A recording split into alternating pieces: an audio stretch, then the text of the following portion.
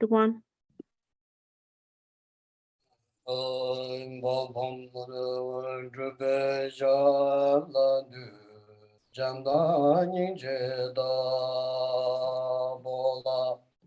Shembenge jundo ma jena tramla me urje me jombe semgondro de la ne de zo rang la gu jara vola shenjur me je tenza ma zena ma kanru korwa me de le dangye la la ne de zo la ma ku she ga re la mugunji ni ma sharana jala ju me jombe se mugun de la ne de zo se mi je nam ga ya Nando ge zhenzo ma de na ye ni ge sa ga me zha sem me do de la ne den zo zo ni yi je na ro mo lam je je do ro ma je na go do zhe wo me zha Chengwa de la ne den zo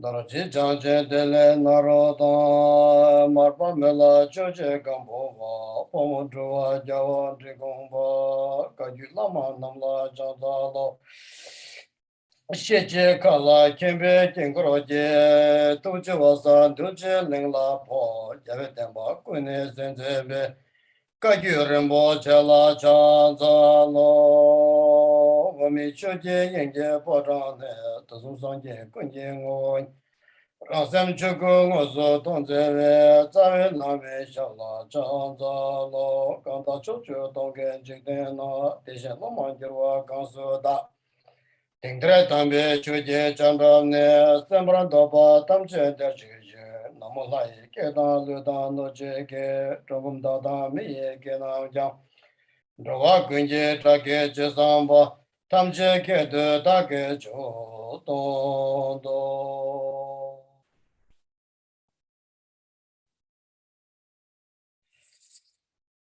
So, first, all the sentient beings have been to our parents, the most kindness, beloved mother, many lifetimes, in order to benefit, in order to support and help for all these mother sentient beings, we need to have first the generating mind of enlightenment, bodhicitta, loving kindness, compassion towards to the all sentient beings without exception. It is a very important beginning every teaching that once you remember.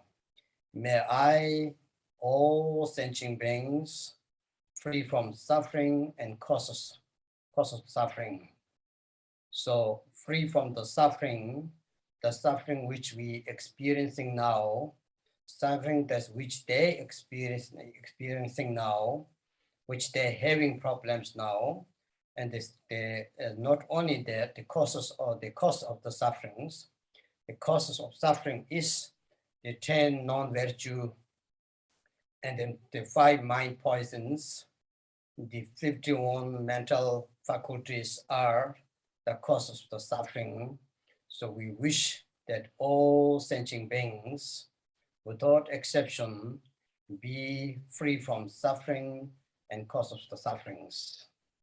Then also say, may I, all sentient beings, and be happy and cause of happiness achieved, which means they're happy now in this lifetime, healthy, wealthy, spirituality, especially joy, and to see the purpose of your life, prosperity, everything that to fulfill, to become our life meaningful. And finally, the causes of the happiness, which means to achieve the Buddhahood, to achieve the enlightenment in this very single lifetime, that will be the cause of the happiness, is the 10 virtues, the 10 virtues, which is from the body, mind, and physically, mentally, and verbally, and also the 5 wisdoms to transformation from the 5 negative mind. So that is very, very important to generate your mind of enlightenment in order to go to our main teaching.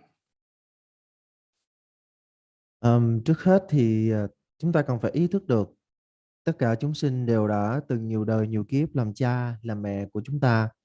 Cho nên nếu như mà chúng ta muốn cứu độ cho cha cho mẹ nhiều đời thì chúng ta cần phải khởi lên tình yêu thương bao la, lòng từ bi sâu xa hướng đến tất cả chúng sinh.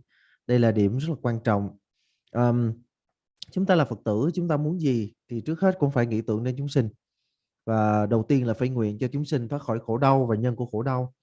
Thì khổ đau là gì? Khổ đau là những nỗi thống khổ dày vò chúng sinh, khiến cho chúng sinh không có được an ổn. Và nhân của khổ đau đó là rất là nhiều thứ, chẳng hạn như là thập ác, tức là 10 điều ác, ngũ độc, tức là 5 độc, hoặc là 51 tâm sở, sai khiến chúng sinh tạo nghiệp và chịu cảm thấy khổ đau.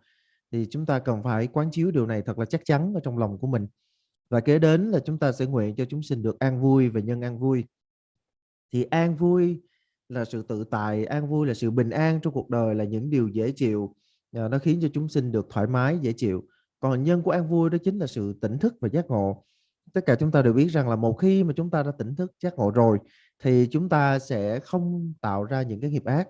Và từ việc đó thì chúng ta sẽ có thể chuyển hóa 5 độc thành 5 trí, hay nói cách khác là chúng ta có thể chứng được Phật quả, và từ đó chúng ta sẽ đạt được sự bình an trong cuộc sống của mình. And then you see we have going through this teaching, the 5-fold MAHAMUDRA, very basic and very fundamental of the entire of Buddhists, especially those who want to practice Vajrayana, and especially not only just Vajrayana, particularly the higher tantras. We need to have at least the understanding of the basic Buddhist philosophy on fundamental. That's why it's called the preparation preliminary practice before begin that 5-fold MAHAMUDRA teachings. So we have gone through last time the general basic knowledge. Hopefully you have certain understand that you keep in your mind. If somebody asks you what is the difference of the yanas, Hinayana, Mahayana, Vajrayana, or somebody asks you Sarvakayana, Patika Buddhayana, or Bodhisattva Yana, you hopefully you know that now. If you know that, that is very precious. That is nobody will teach in the school. That you cannot learn from your school. You cannot learn from your partner. That is only the Dharma spiritual path. And at least knowing that would be very good for you, that you're having the basic knowledge about the Buddhist, not just to imitating, not just to going everywhere, that you become yourself more settled down with the knowledge of the Buddhist. And not only that, we have talked lots about the basic knowledge, the fundamental of the Buddhist, how to start with the meditation and practice, so on. So now, last time, we began with our text, according to the text here, which calls the words of the Dharmakirti. The Dharmakirti is his main student, the heart student who wrote down the text, is his notes.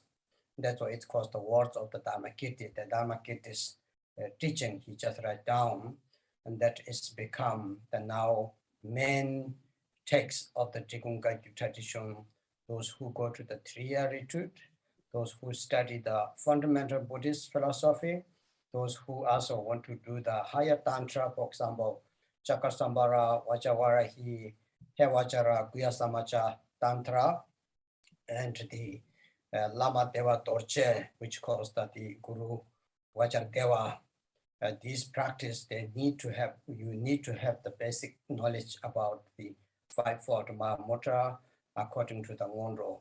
So we have been taught last time the common preliminary practice, which is for the entire of the Buddhist, not only just Tibetan Buddhists, not only Vajrayana, rather that it covers for the all Buddhists, that what we taught is the prejudice human life, difficult to found the prejudice of human life. You have learned that, and you know that what is now prejudice, how important it is. Secondly, we learned, but it's impermanent. Time is moving, right? Day to day, month to month, week to week, year to year. What we achieved, we are already getting middle of the year. So there is middle life crisis, but we still going on. So the middle age life crisis already many of experiencing now. So that life goes on, time goes on. So when you will think about what have I achieved, what I have in my hand, not just for the business, not just for the normal, our wealthy or materialism life, but in spiritual path. So we may have some tangas bought, maybe we have some bought statues we bought, but how much have developed inner the practice, especially with the practice of the tolerant and generosity and all the 6 paramitas. When you just think about that, do I have certain development, certain experience that I have achieved or not? So that is the impermanent, doesn't mean that we have to think about negative. Impermanent is, as told last time, Mother Rebbe said, that you can really enjoy your life because you don't worry about the future, because everything is impermanent. So why should we worry about it? And you don't need to bring back and to memorizing the past, what you have already done, what have gone. If you had friends, if you had good lifetimes, if you had a bad experience, everything is gone. So we don't need to bring that again, remembering that again, and then people sometimes get sad. We do not need that because it's impermanent. Gone is gone, which not yet come is not yet come. So now is the very important. That's why we have learned the second is impermanent. Third, we have learned thus the causes and effect and karma. And then we have also learned thus the suffering of the samsara. The 4 fundamental that's the common preliminary practice we have heard, and you can do meditation with that if you want. If you want to become future good yogini, not just for a Dharma practitioner, not just to just participate teachings every day, every week, many years like this, but if you want to become follow the step or footstep of the yogi, especially like Yogi Milarepa, and then we have to be a little bit to organize. How should I achieve as soon as possible? So in this way, so we had that talk, and then after that, the inner wonder or uncommon the preliminary practice teaching, the 400,000 we call, but you don't need to do everything 100,000, but it's important to know that. So we talked last time. The first is the taking refuge and the recitation of the name of the refuge and doing the prostration, that in order to become you good container, the teaching of the profound Vajrayana teaching, that you can able contain, that you're able to receive it. Because so many empowerment you already received, we already received. We didn't realize that within the empowerment, the early time, the fourth empowerment, many students get in that moment realized emptiness, Mahamudra, and the great bliss within one initiation, 100 students to understand, to realize the nature of the mind. But now thousands can be participating. Nothing happens how many empowerment we receive because the fundamental preparation is not enough. So that's why you have heard the first one, the uncommon Ngondro or the inner Ngondro. The first one is the refuge, recitation of the refuge name, and the prostration become the good container. Once you have that container, it's good. So to cleaning up that container to become pure cleaning that we talked last time, Vajrasattva practice, the Vajrasattva recitation, visualization, and this with the 4 antidotes and the teaching with the Vajrasattva. We have been through all the mantras, the meaning of the mantras. So hopefully you have something understand. The Vajrasattva is very powerful practice. If you cannot do many practice just to stay Vajrasattva, the Vajrasattva can be practice purification. Vajrasattva practice can be also higher tantra. Vajrasattva can be practiced also after somebody died. The best practice to do to help the consciousness lead from the lower realm to the higher or human rebirth, even to Buddha land, is Vajrasattva is very profound. So that's why we have finished up until there. So then today we began the third practice of the inner Ngondro. Như tất cả chúng ta đã biết, chúng ta đang tìm hiểu về ngũ phần đại ấn. Thì đây là những phạm trù cơ bản của người học Phật và tu Phật. Nhất là khi mà chúng ta nghĩ rằng là mình đang tìm hiểu về giáo lý mật thừa hoặc là các tầng mật điểm cao. Thì nếu như mà chúng ta muốn học thông được thì chúng ta không thể bỏ qua những pháp cơ bản. Và cụ thể ở đây đó chính là ngũ phần đại ấn. Thì ở những tuần trước thì chúng ta đã tìm hiểu rất là nhiều về các cái chúng ta gọi là các cái trọng điểm căn bản, những cái điểm căn bản trong đó giáo lý của Đức Phật. Cho nên là khi mà chúng ta đã tìm hiểu thông suốt được như vậy rồi, thì giả sử như có một người nào đó họ đến và họ nói chúng ta là, họ hỏi chúng ta là hãy phân tích, hãy nói ra cái sự khác biệt giữa Phật giáo nguyên thủy, Phật giáo phát triển, Thanh Văn thừa, Bồ Tát thừa, rồi Phật thừa vân vân, thì chúng ta cần phải hiểu và chúng ta cần phải nói được. Đây là những cái điều mà tri thức thế gian, chẳng hạn như là gia đình hoặc là thân hữu, thậm chí người bạn đời của chúng ta cũng không thể nào đem lại cho chúng ta được, mà phải là chánh pháp của Phật đem lại cho chúng ta những tri thức này. Chúng ta chỉ có thể hiểu những phạm trù này thông qua việc chúng ta tìm hiểu và chúng ta tu hành Phật Pháp. Hôm nay chúng ta sẽ tiếp tục để chúng ta nghiên cứu về bình giảng ngũ phần đại ấn của tổ Dharmakirti đã được kết tập bởi người tâm tử của tổ thành một bộ được gọi là Pháp xứng ngữ lục. Thì bất kỳ một hành giả nào mà muốn nhập thất 3 năm hoặc là muốn nghiên cứu sâu hơn về Phật Pháp hoặc là muốn tiến vào các cái tầng mật điển cao cấp, chẳng hạn như là nhiếp luân thắng lạc vân vân, thì người đó cần phải tinh thông được những điểm căn bản. Và mở đầu là những cái trọng điểm chung của Phật giáo, tức đã gọi là trọng điểm chung, có nghĩa là những cái điểm chung của tất cả các thừa Phật giáo. Những điểm này nó không có giới hạn là thuộc về thừa nào, mà là toàn bộ nền Phật giáo. Thì đó, đầu tiên đó chính là thân người quý báu. Chúng ta hiểu rõ được thân người này tại sao được gọi là quý báu, làm sao thân người này được gọi là hy hữu mới có được. Và thứ hai đó chính là mọi sự vô thường. Khi chúng ta tìm hiểu về mọi sự vô thường, chúng ta mới hiểu rằng là cuộc sống nó cứ thế nó trôi theo năm tháng, và chúng ta cần phải nhìn nhận xem là mình đã và đang gặt hái được gì. Chúng ta biết rằng là thời gian không chờ đợi, cho nên chúng ta phải nhìn cho tường tận là mình đã có được gì và mình đang làm được gì rồi, chứ không phải là chúng ta chỉ chăm vào sự thành công thế gian, mà chúng ta phải nhìn nhận về cái sự tu của mình.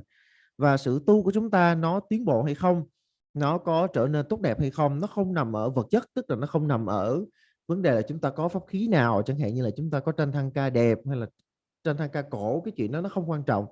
Mà chúng ta phải xem là chẳng hạn như mình đã tăng trưởng được đạo tâm nhiều bao nhiêu, Mình có hành được bố thí nhiều hơn chưa, mình đã có thể thực sự thẩm thấu được những gì mà Đức Phật dạy hay chưa, vân vân.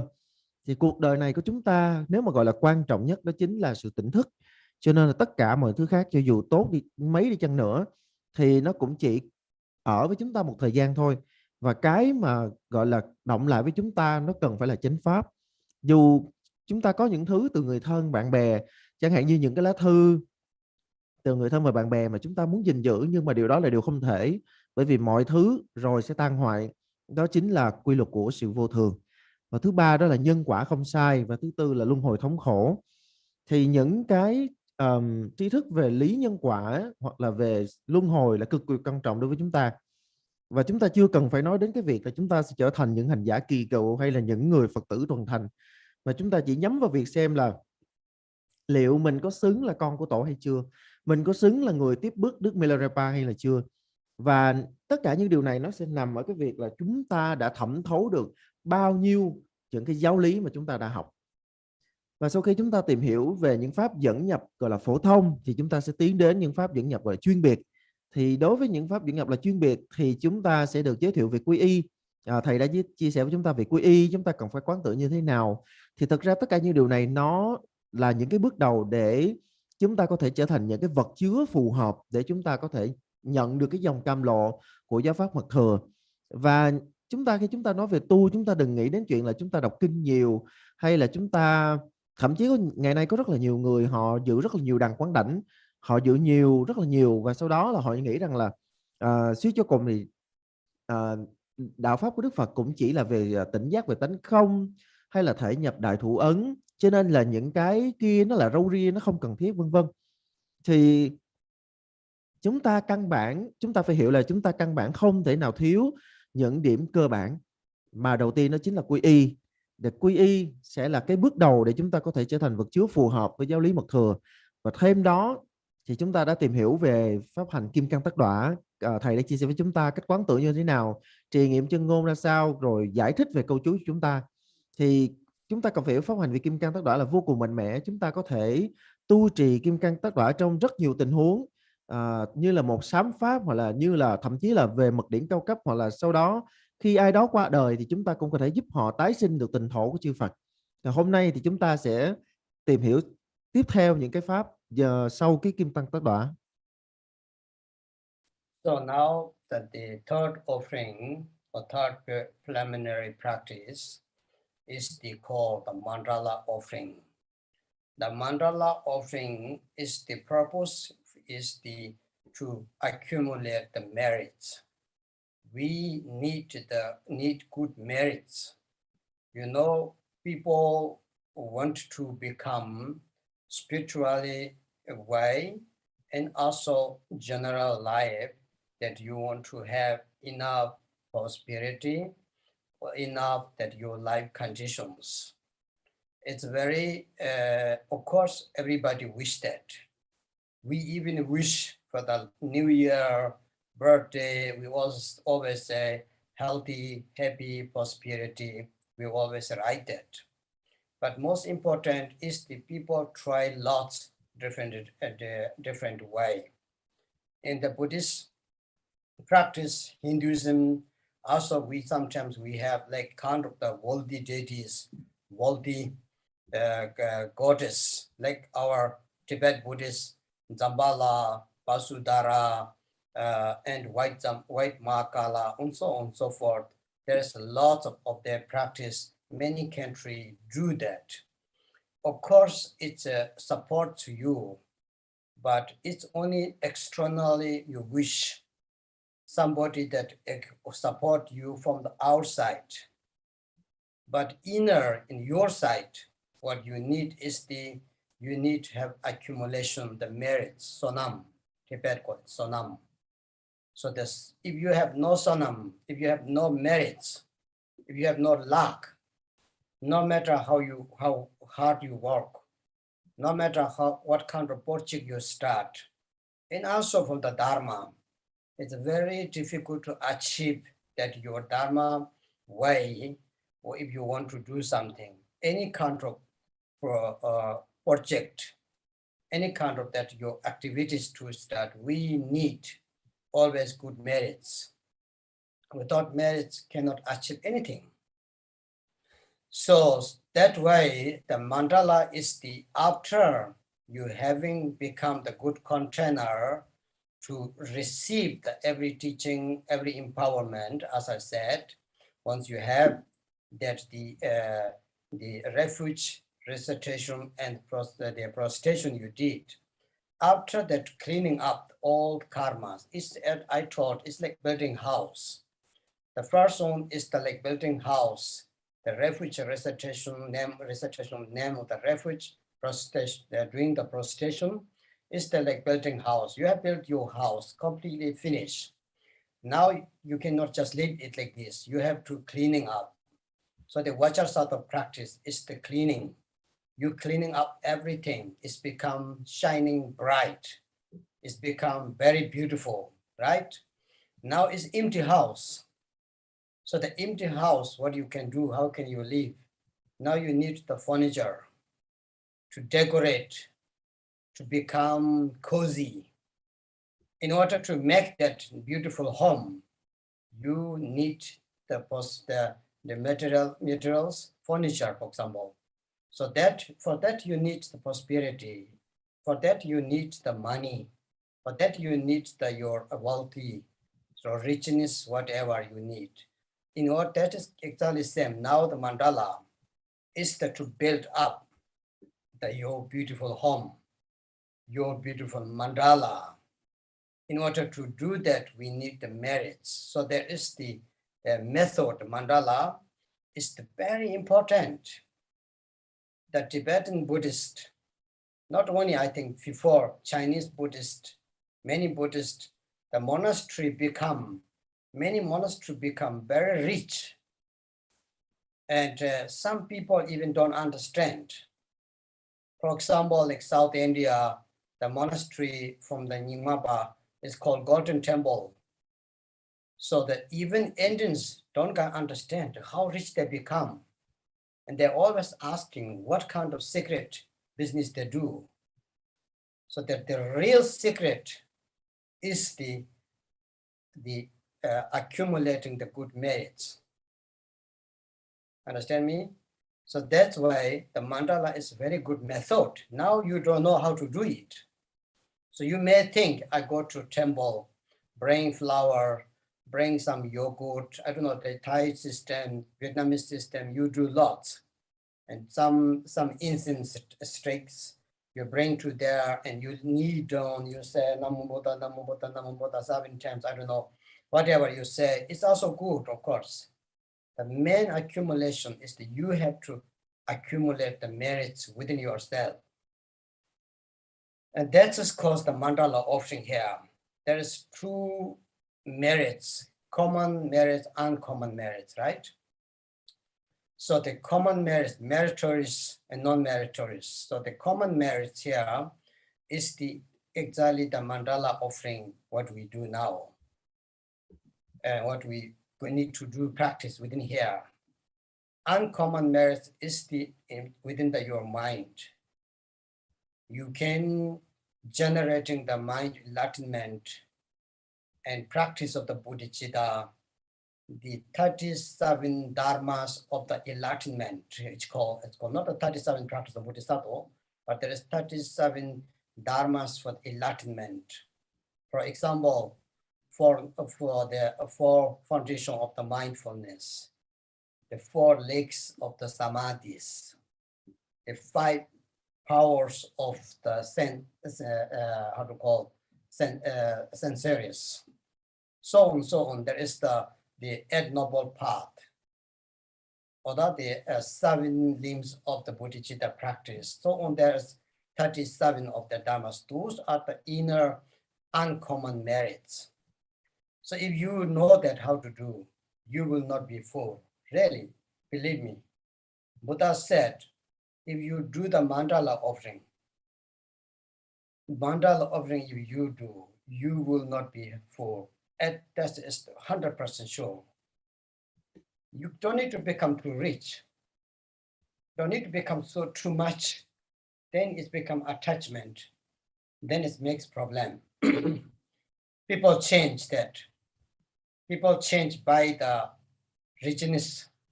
Money changed a lot of people. Before very kind, very lovely. When you become rich, and then people change. People change by name of the fame. Those are not good Bodhisattva practitioners. So Bodhicitta practitioners will not change, right? So here, this is the method. Mandala will lead your life beautifully, easily, and how to say, joyfully. So this is the method of the mandala. The main method is, as I taught, accumulating the two merits, common merits, uncommon merits. That is the mandala offering. So here is a special method. So we're going to talk about after this translation.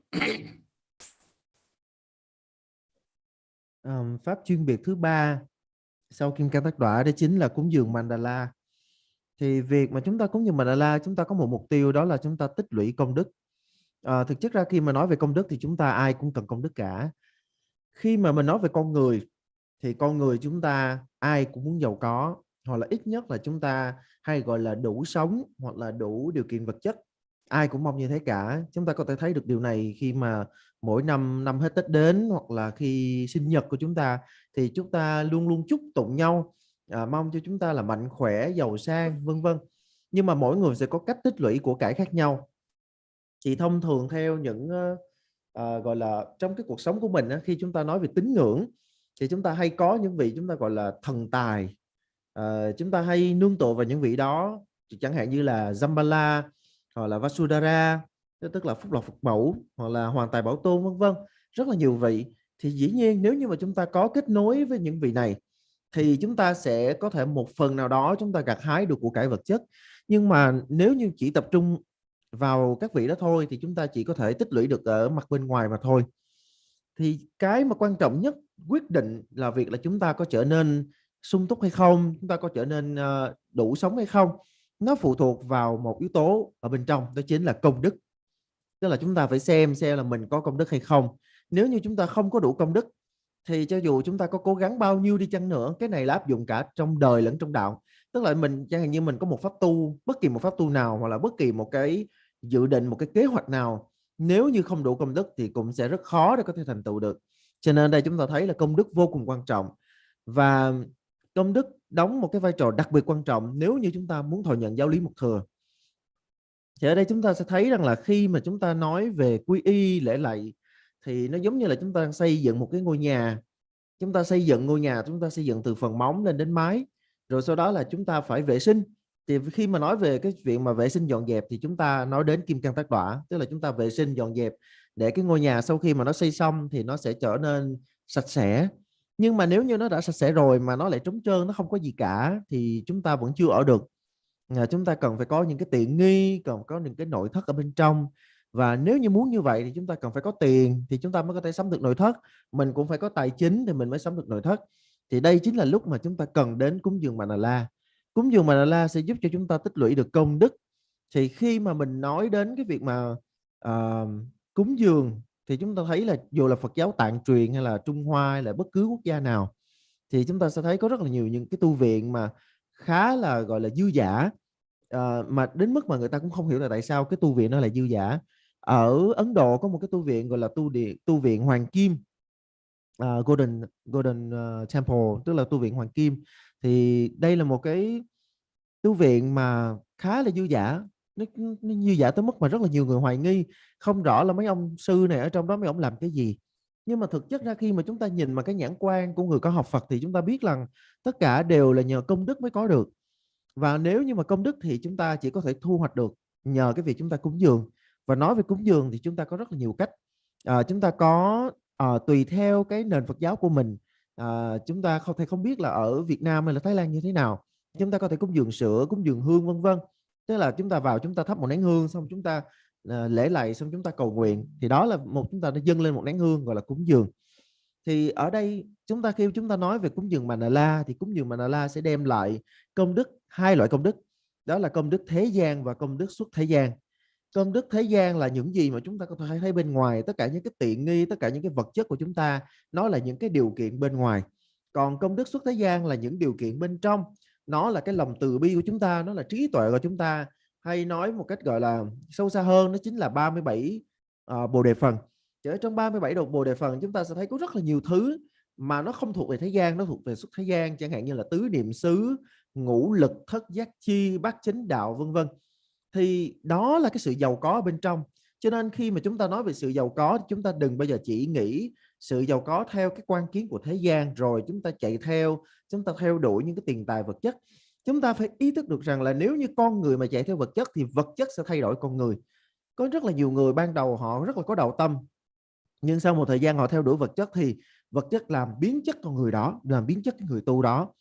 Thì cúng dường Mandala sẽ hỗ trợ cho chúng ta có một cái cuộc sống bên ngoài tương đối gọi là đủ sống, có điều kiện khá là ổn định cho mình, và bên trong chúng ta sẽ phát sinh ra những cái phẩm đức ở bên trong. Thì đó chính là hai công đức, gọi là công đức thế gian và công đức xuất thế gian. Thì đây là một cái phương tiện rất là tuyệt vời để chúng ta có thể tích lũy công đức. So then you see the now mandala offering practice here in Tibetan Buddhist. We do very special, many of you know that, and it has two different way practice. The mostly mandala offering, that is the recitation and visualization before. So you have to have the first, the visualization. The visualization part is the same like refuge. You have to have the 5 branch with a tree, the tree which has the 5 branch, or you have the 5 tormas. Normally we put the 5 tormas with a different color. The central one is the white color, and eastern you have the white, eastern you have blue, and southern you have a yellow one, and west you have the west you have the red one, and north it's the green color, and that is called the 5 like mandala offering of the mandala. The 5 torma, which is symbolized the 5 seats of the 4 continent and Mount Meru. So that we will do normally, but this time you visualize again. Center is the your lama, Vajradhara, Jigten Sumkhon, and all the lamas that which you know, for example, Gajupa, Tilopa, Naropa, and so on, so etc. And in front of the branch or torma, top of that, you visualize the Idam meditation deity. If you know Chakasambara, Vajavarahi, whatever, Hevachara, whatever you have. So it's this Idam's place. And then the right side is the southern direction, even on the torma, or you have the tree. If you visualize the tree, then it's the branch. On top of that, you visualize the Buddha, Buddha Shakyamuni, Buddha Amitabha, Buddha medicine, and so on. So 1,000 Buddhas, visualize that. And then behind that tree or torma is the direction west. So western direction, you visualize the all teaching from the Buddha, which means the Dharma texts. Here, those Pitakas, 3 Pitakas, Vinaya, Sutra, Abhidharma, and also Tantric teachings, everything that you can see the text. And then the left side is the north. If you visualize Dharma or visualize also the tree, then on top of the branch, you visualize all Bodhisattva. And Bodhisattva that Avalokiteshvara, Manjushri, Vajrapani, and so on, so etc. There is 13 Bodhisattvas, 8 Bodhisattvas, trying to visualize if it's possible. And then the lower part of the tree or lower part of the dharma here, you visualize all Dharma protectors, Mahakala, Achi, and so on, so etc. All the Dharma protectors. If that is possible, then the tree, the left side from the tree here, as Jigunkaju, we visualize the whole, the lineage reincarnation of the holiness Chechang, the first Koncho Rena, And then until now, His Holiness Tilan Lundrup. And then left side, we visualized Holiness Chungsang's reincarnation, so life, the Kerap Tibet call. So that first Dharma Kitty until now, Holiness Chungsang Choji Nangwa, and that both visualized if it's possible. That will be the visualization. And then after that, what going to be offering is there's two different way to do the offerings. There is the here picture, you see the Christy show on the screen. The bigger one is called the 37 point of the mandala. That is 37 point of the mandala, which is actually come from the Sayava tradition. The first who has founded that is the Saya Pandita or the Saya Trapa Gyaltsen, and his vision, he had that vision how it looks like the universal, the entire of the earth. The Tibetan is little different than science.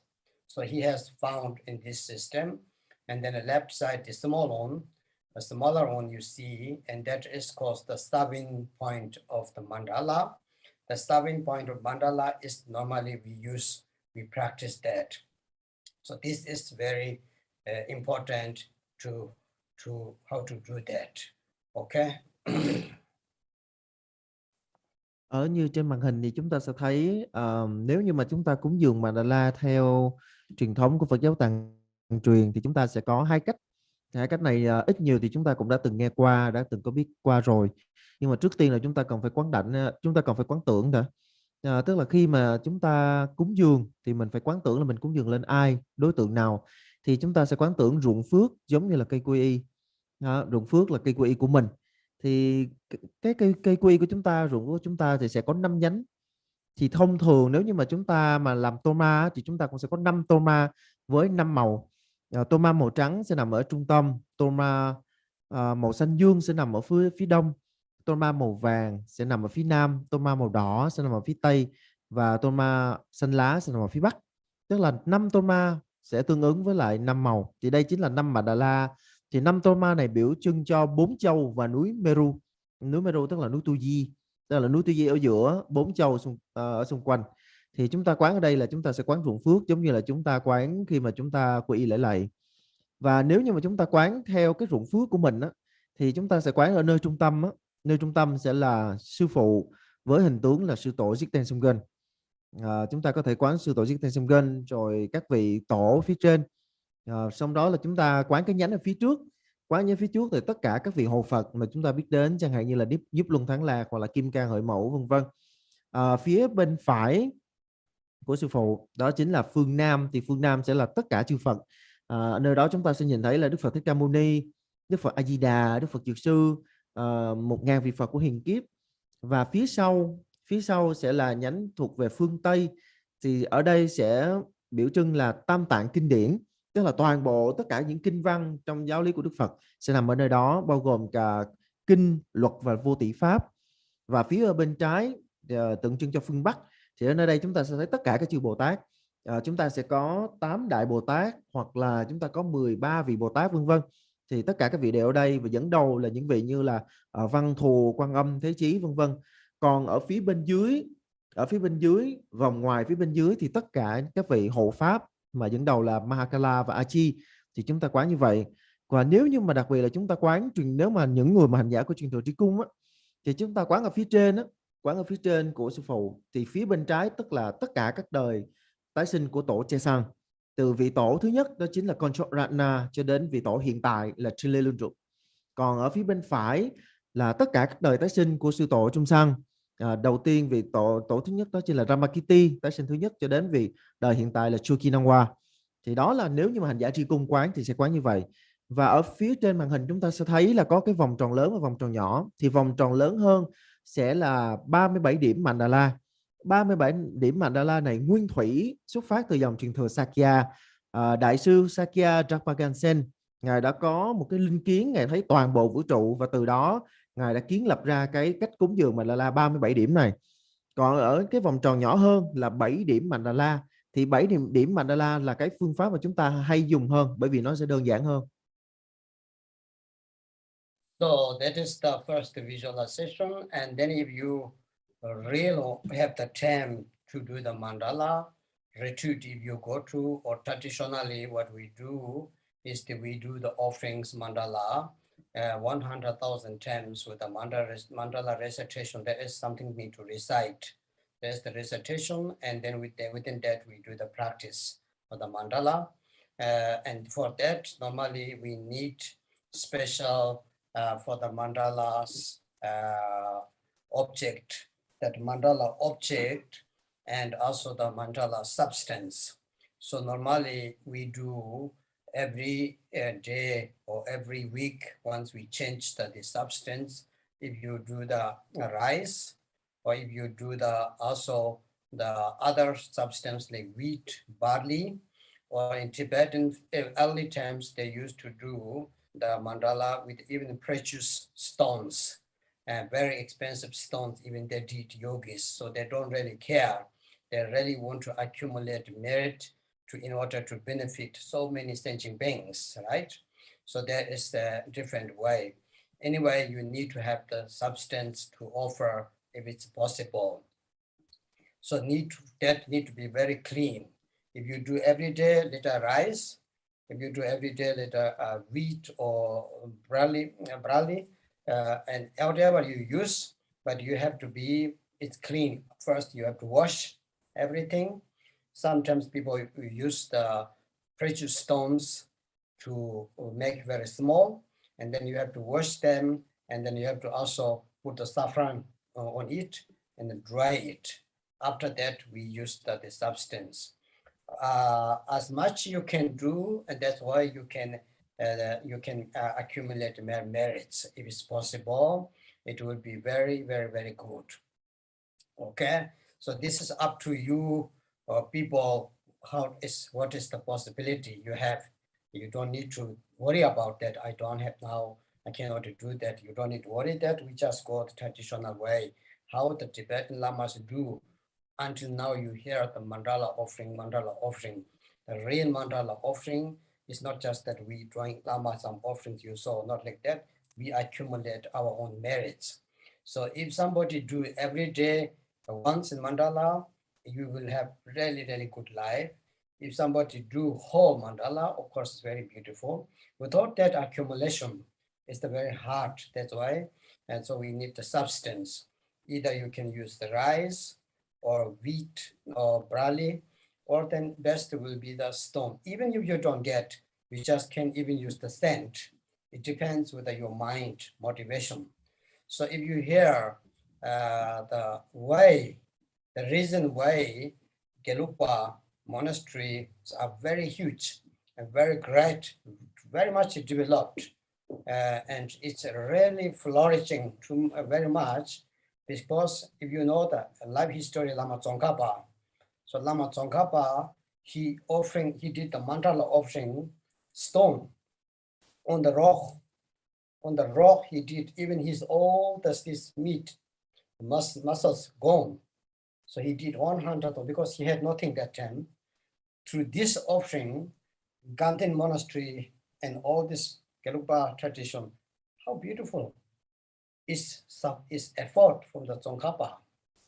So mandala is really, it's bring you will feel it, you will see it. So that's why this is the substance first you need. And there is special mantra for the mandala. Multiply whatever you're offering. This mandala we will teach next time with our practice time. We do maybe after that sometimes practice, and we need to do a little bit, and that will be very, very good. So there is the mandala prayer within mandala, 37 mandala prayer, and the 7 mandala prayers need to do that. So now how we have to do is, you saw now here the picture. So one is the Russian Sangha, I think somebody did it. It looks like very nice. And the other one is the from Tigunga Yungandin text here, the big one. So this is the 37 point of the mandala offering. So this is how we do. So in order to do that, you need mandala golden place. It's called golden earth. So there is in Nepal, Ladakh, everywhere you can buy that, right? So you need one of these with a very, very good one, clean, no dots on it. Just have to be very, very clean. This is called the golden earth, the golden place. You see that the round one, the fundamental, this basic, the basement is very, very important. So you need, not necessary, but if it's possible, need one mandala or the golden place. It's called golden place, the golden earth. This is for the whole earth, the universal. So Tibetan Buddhists believe the earth is flat, not round. So it's very flat, and that's why we have the flight. So that's why it's the flight earth here. So it's golden earth, you say. You need to know that why we have it, okay? So after that, we will do slowly. After that, you need the at least 3 rings we have. The first ring and second ring, third ring is the how to build the 37 point of the mandala offering. On top of that, you need to have the jewel ornament. It's called like kind of like jewel, and the top of that we put like on. So all that, whatever, if you mandala do that, you need. Even if you have at home, you just put on your altar. If you put in your temple, if you put in your retreat place, it's really bring lots of luck. It's bring lots of fortune. It's a very extremely, each monastery, each temple, each room, lamas, you can see that. That is secret, secret business. That is our secret business, really. So you have to know, do they have or not? Even I have in my room. That is our secret. This is our bank. This is our bank. Yes. Bank doesn't mean it's money, but it's merits. It will really accumulate your merits and you will not be poor, my dear. That's really nice.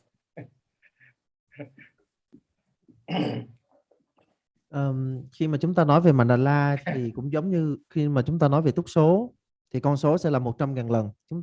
Chúng ta sẽ cúng dường mandala 100.000 lần, và chúng ta sẽ có một cái câu để chúng ta vừa tụng, chúng ta vừa tiến hành cúng dường.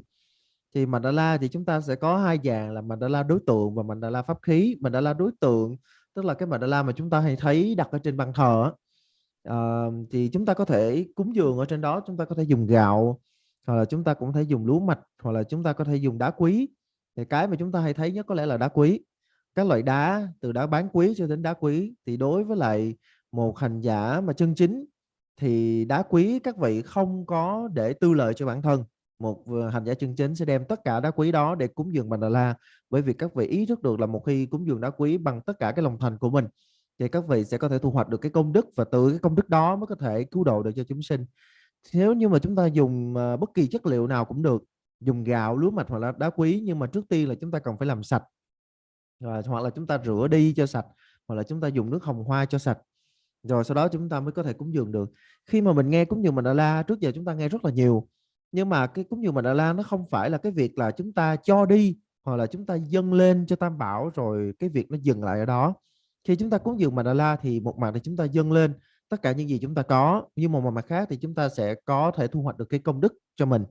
Cho nên là nếu như mà có thể thì mỗi ngày chúng ta hãy tranh thủ chúng ta cúng dường mandala. Mỗi ngày chúng ta có thể dùng gạo hoặc là đá quý, hoặc là thậm chí là cát nữa. Tức là chúng ta dùng cái cát, mà bất cứ loại cát nào để mà chúng ta cúng dường, bởi vì tất cả mọi thứ nó sẽ quan trọng. Đặc biệt là đối với lại cúng dường là phải xem cái tâm của chúng ta có thành hay không. Cái tâm của chúng ta phải là tâm thành hay không, cái tâm chúng ta phải tâm chí thành chí tính hay không. Một cái ví dụ ở đây thầy muốn nhắc cho chúng ta thấy là chúng ta nhìn thấy hiện tại là truyền thừa cái lúc của Đức Đạt Lai Lạt Ma đang phát triển rất là sâu rộng. Thì tại sao lại cái căn nguyên nào mà đem lại cái công đức lớn đến như vậy? Đó là ngày xưa tổ của cái lúc đó là Tsongkhapa, thì thời điểm đó tổ Tsongkhapa ngài không có bất cứ một cái gì, ngài chỉ có thể dùng đá để ngài lập ra cái mandala và ngài cúng dường lên trên đó, và ngài cúng dường nhiều đến mức mà đôi khi là máu và thịt của ngài đã rơi xuống giống như là một phẩm cúng dường. Và từ cái công đức lớn đó của tổ Tsongkhapa mà truyền thừa cái lúc đã phát triển như ngày hôm nay chúng ta thấy rất là sâu rộng. Như vậy thì chi tiết cúng dường như thế nào, cụ thể như thế nào thì chúng ta sẽ tìm hiểu sau chuyên sâu hơn khi mà chúng ta đi vào trong những cái phần gọi là về thực hành. Và chúng ta cũng sẽ có cái câu tụng Mandala kèm theo. Thì khi mà cái Mandala chúng ta cầm lên, chúng ta sẽ thấy có một cái phần ở bên dưới, nó giống như là cái phần đế. Thì cái phần đế này thì chúng ta sẽ quán tưởng đây là một mandala bằng vàng ròng. Đây là một cái mặt đất bằng vàng ròng, bằng phẳng. Và sau đó thì chúng ta sẽ thấy có 3 cái vòng để chúng ta xếp lên. Nó dựng lên một cái mandala giống như cái hình tháp, và ở trên đỉnh sẽ có mang một cái biểu tượng của sự trân bảo. Thì thực ra mà nói là cái mandala đối tượng này chúng ta nên để ở nhà của mình. Nhà nào cũng nên có một cái mandala như thế. Đặc biệt là những ai mà đang nhập thất á, thì rất là nên có cái mandala này trên ban thờ của mình, bởi vì sự hiện diện này sẽ đem lại sự sung túc và may mắn. Đây là cái điều mà thầy tiết lộ riêng cho đại chúng, tức là không phải mà ngẫu nhiên các thầy có thể có được một cái thuận duyên để mà các thầy tu tập đâu, mà thực ra là thầy nói luôn ở trong phòng thầy á, ngay trong cái phòng của thầy á, là trên cái ban thờ là có một cái mandala để trên đó, bởi vì sự hiện diện của mandala như vậy sẽ đem lại cái sự sung túc và may mắn. Thì thực ra cái bí mật này nhiều thầy biết nhưng mà không có nói đâu, nhưng mà hôm nay là thầy sẽ tiết lộ cho đại chúng. Đó chính là cái ngân hàng của chúng ta, đó là ngân hàng của công đức của mình. Cho nên là một khi mà đã có mandala rồi thì chúng ta cứ thoải mái chúng ta tu, không có lo chết đói. So now you see here which mandala. This one is very good. Everyone, if you want to know, we don't have this one in English and German, but this one is correct. There is many now. In internet you found lots, but some of them not correct. Everybody trying to do something. This one is the very good one in the Tigunkaiju tradition and also the Kajuba tradition. Before you saw that also in Tibet, and I think that Russian one also good. The Tibetan one is from the Pabon Kamakaju tradition. That's also very good. So if you know that a little bit, this is the world system, the universal of the Tibetan Buddhism, what we believe. So as I told you, you have the golden plates, this one, and normally you have the substance. If you have rice, if you have like wheat or barley, no matter, you take the 7 of them with the 3 finger, ring finger, middle finger, and your thumb. You take 7 of them without the watch, and then you have to put the little saffron on it, and then you need to clean like this 3 times with the Vajrasattva mantra. Om Vajrasattva Samaya Manupalaya Vajrasattva Tinavati Remember Vasotokaya, remember Vasotokaya, remember Anurada. 3 times you do. After you put that rice or whatever you have put in the middle here, that is the here middle. There's a blue color you see. If I move my mouse, you can see, right? You can see, yeah? It's a little bit small. So it's the, you cannot see. Well, anyway, then it's the middle here is called the Mount Meru. So it's the Mount Meru. Tibet, we believe that center is the one Mount, the Mount Meru. That is the in center we put here, and that is very, very important. So that is the to become stabilized, that to become your merit, whatever you accumulate, it will not decline, it will not be ceased. It will always to stay stable. Your finance, your prosperity, and your merits is here, middle here, Usrit. So we call the Om Benzang Bume Hung. That is the one symbol, the syllable Hung stayed here, middle here. That is very, very important, trying to know if you understand, and that's all. Thì như cái hình hồi nãy chúng ta thấy thì đó là cái hình mà đúng theo chuẩn. Thì hiện tại bản này theo thầy thấy thì cũng chưa có tài liệu bằng tiếng Anh hoặc là tiếng Đức, nhưng mà thầy có thể khẳng định với chúng ta là bản này chuẩn, là một cái bản chuẩn, ít nhất là theo truyền thống Tri Cung nói riêng và theo truyền thống Kagyu nói chung. Thì toàn bộ những cái gì được mô tả trên cái hình tròn đó, nó chính là cái vũ trụ quan của Phật giáo Tạng truyền. Thì chúng ta có cái diễm Mandala, tức là cái diễm mà chúng ta sẽ gọi là chúng ta tu, gọi là tu tiền hành pháp. Chúng ta sẽ có một cái diễm Mandala, chúng ta sẽ dùng 3 ngón tay, chúng ta cầm một cái phẩm cúng, cầm cái phẩm cúng bất kỳ, có thể là gạo, có thể là đá quý, chúng ta cầm lên. Nhưng mà trước đó thì chúng ta đã vẩy cái nước hồng hoa lên trên cái bề mặt của cái diễm Mandala, và chúng ta sẽ chà sát theo vòng tròn 3 lần. Và khi mà trong quá trình mà chúng ta trà sát nhẹ như vậy, chúng ta sẽ tụng chân ngôn kiên ca tất đỏa. Và rồi sau đó, sau khi đã 3 lần xong rồi, chúng ta sẽ đặt ở giữa, tức là 3 ngón tay mình đã cầm cái phẩm cúng đó rồi, thì chúng ta đặt ở giữa. Thì giữa cái khi mà chúng ta đặt xuống giữa này, thì đặt ở giữa đại biểu cho núi Tu Di. Thì núi Tu Di, sự xuất hiện đầu tiên của núi Tu Di là biểu trưng cho công đức của chúng ta sẽ có một cái nền tảng phát triển vững chắc, hay là còn có ý nghĩa khác, đó là công đức của chúng ta sẽ không bao giờ vơi cạn. And then you have the first ring. Normally we put the first ring. That first ring is called the wall, like wall. The golden wall is with to surround the place. So here with the 4 continents, eastern continents, southern continents, and western continent and north continent.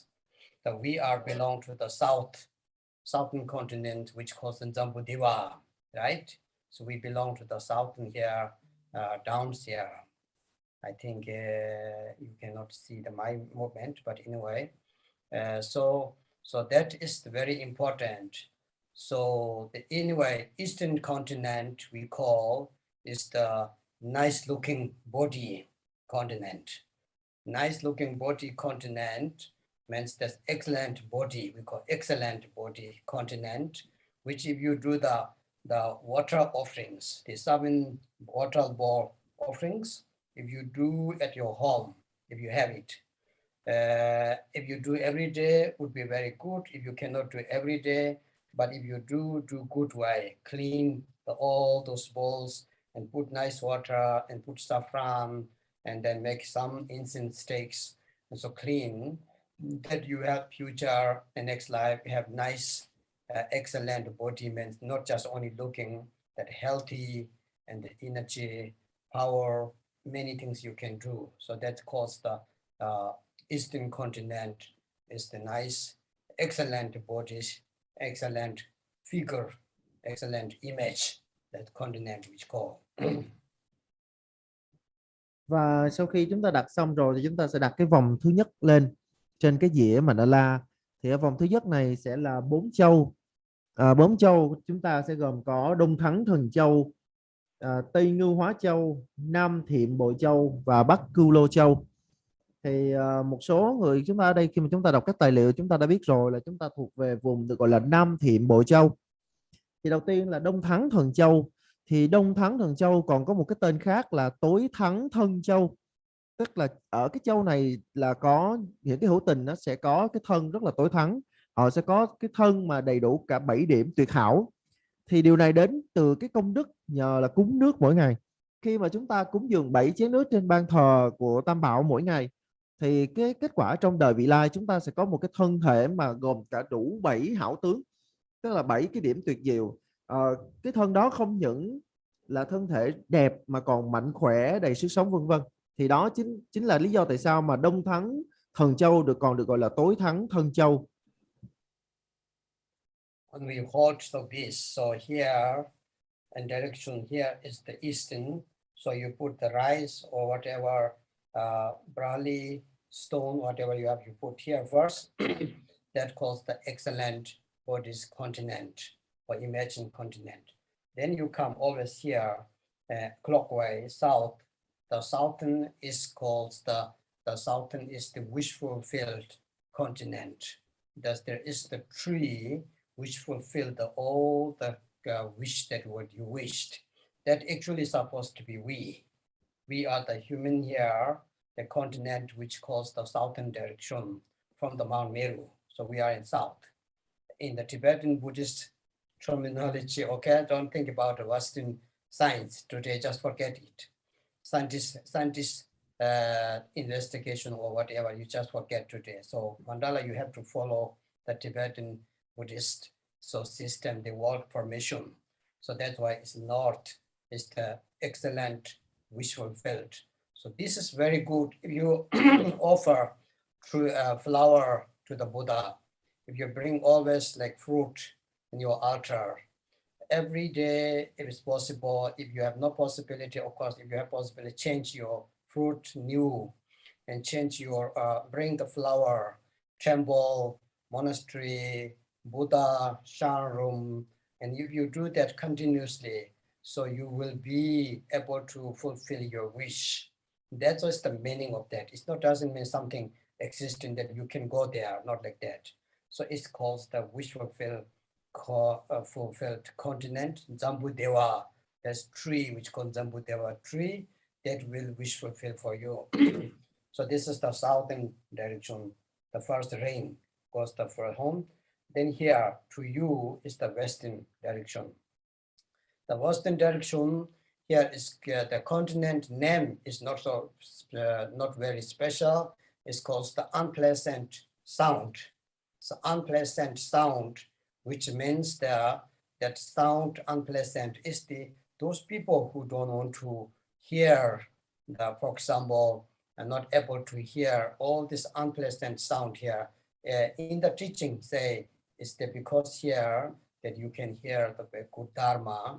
So if you offer the Dharma teaching for other people, if you teach the mantra, if you sing mantra, if you do the melody teaching offering, it's also offering. If you're offering the mantra thinking, teaching and prayer, all these things, so then you will hear always, every time is pleasant sound. You will not be born here. You will not be born that continent. So you have always good news, not bad news, not unpleasant news and all hearing these things you don't have. You become that all the time in the future life, you will hear all the time Dharma. You always hear Dharma, you will not be born here because it's called unpleasant sound or like news. So here you will not born, you will be southern or in the eastern, or afterwards if you go to the north, one of them, that's best place.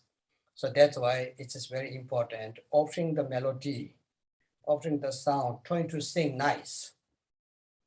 Trying to sing nice if you can become good Dharma singer, but try to follow the traditional way, not just your own melody. Trying to do the traditional way, each one has the meaning. So Cho singing, very good. You learn Cho, right? Cho singing is offering. It's melody, sound offering. So singing, dancing, all this is offering too. Dharma dance, chant dance, right? If you learn that. So it's offering to the Buddha, Dharma, Sangha, or to Lama, Yidam, Khandro, Dakini. So you will have the future pleasant sound. You will, right from the beginning, after your birth, people will start to teach you. So you only have the Dharma teachings and Dharma explanations. So that's why it's very, very good to accumulate that, okay? So people will not talk about bad for you if you do that. Slowly, people will talk about good for you. Yes. Thì nếu như mà chúng ta mà cầm dĩa mà Mạnh Đà La ngay trước mặt mình, thì cái phần mà ở ngoài rìa, tức là cái mặt mà không phải là gần mình mà là ở ngoài rìa, thì cái phần đó đối diện với chúng ta sẽ là Đông Thắng Thần Châu. Thì từ Đông Thắng Thần Châu thì chúng ta sẽ đi thuận theo chiều kim đồng hồ. Thì phía đó là phía đông, thì bên tay phải này của cái dĩa sẽ là Nam Thiểm Bờ Châu. Nam Thiểm Bờ Châu hay còn có một cái tên khác là Như Ý Bảo Châu. Chúng ta chính là cái con người mà đang ở Nam Thiểm Bờ Châu này, tức là chúng ta nằm ở phía nam của núi Tu Di.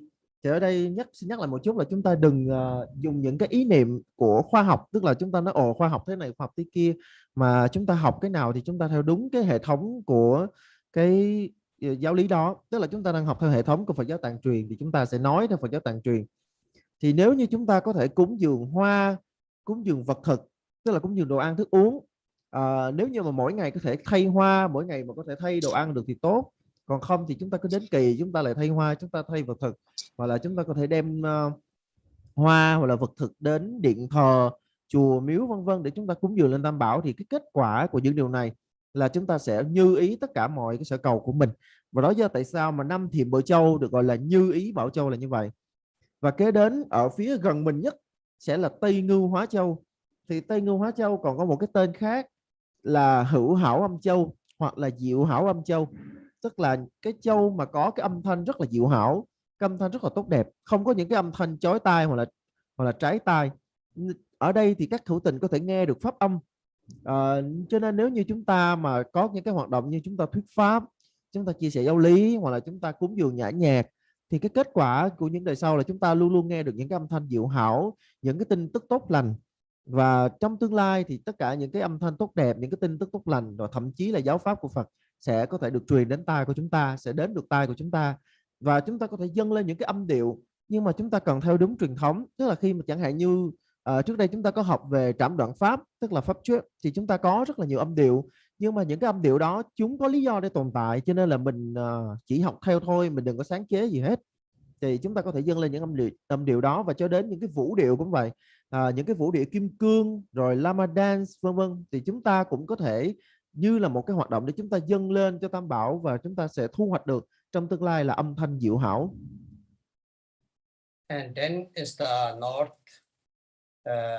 is called the continent, which is the full, also is called the fulfilled wish by the cow. There is one precious cow. We call, like Indians, they believe cow is like a god. Inside the cow is the mandala, right? Here is one symbol. That means is the one we offering to the, is also offering actually if you feed the animals, if you give the food and support them, protect them, especially in that offering also we have some many animal figures offering. If you see the achi offering, and many of them have this kind of, if you do that, not only just that to feed the animals, go to the sea, feed the birds and street dogs and other animals, and that's very, very good to accumulate lots of merits. So for this reason, if you have the future, you don't need real cow, but it's called the cow which fulfill your wish. And that is means that if you support the animals, especially if you feed them, if you support them, and with the respect you feel, you need to know they also have Buddha nature. So I respect with the Buddha nature. Dog, cat, Buddha, Lord Jigten Sumgon said, you can learn from the even dog and cat, because they also have Buddha nature. They also show you something. For example, our Tsalung yoga, many exercise is from the animal. We imitate from the animal. So there is a snow lion, there's fox, and there is some like horse. You exercise. All this, they also have quality. So if you offer that, so you fulfill the wish, and that's why it's a marriage. So Tibetan, in many countries, they have lots of animals which their life, which is their possibility. So that's why it's very, very important to feed them, to respect them, and to having. And then also that in Tibetan Buddhist, we make that figure, animal figures made by different precious stone, and we do with the dharmas, many beautiful, and we offer to the altar, right? And so if you drink that, it's accumulate lots of merits. So this all the method. Tibet Buddhists, we have this excellent method. So this is the 4 continent. You just need to know that. Then each continent has also the subcontinent, 2 subcontinent, and so these are the mandala basic Tibetan Buddhist, the general mandala basic. You need to know that, very important. Then there is many precious things, the precious wheel, precious vase, and precious and so jewel, and so on and so on. This all to accumulate the merits method. So you have to do with that. So the first is the 4 continent, and the 4 subcontinent, the first ring, if you put that, you have to put in that. After that comes 3rd ring. The 3rd ring, that is the 8 lucky symbol, or it calls the 7 royal precious. So for example, queens and minister and jewel and so on, wheel, all these things you have to put here if you have the mandala text. So 3rd one have to go all these things. If it's the second one, the first one, and the second one put all the jewel with the precious things. The first one is the 4 continent, for subcontinent, for 8 cups subcontinent, and then comes the all precious things is the second ring. So if you do that at home, once in a month, you will have really good prosperity, good karma.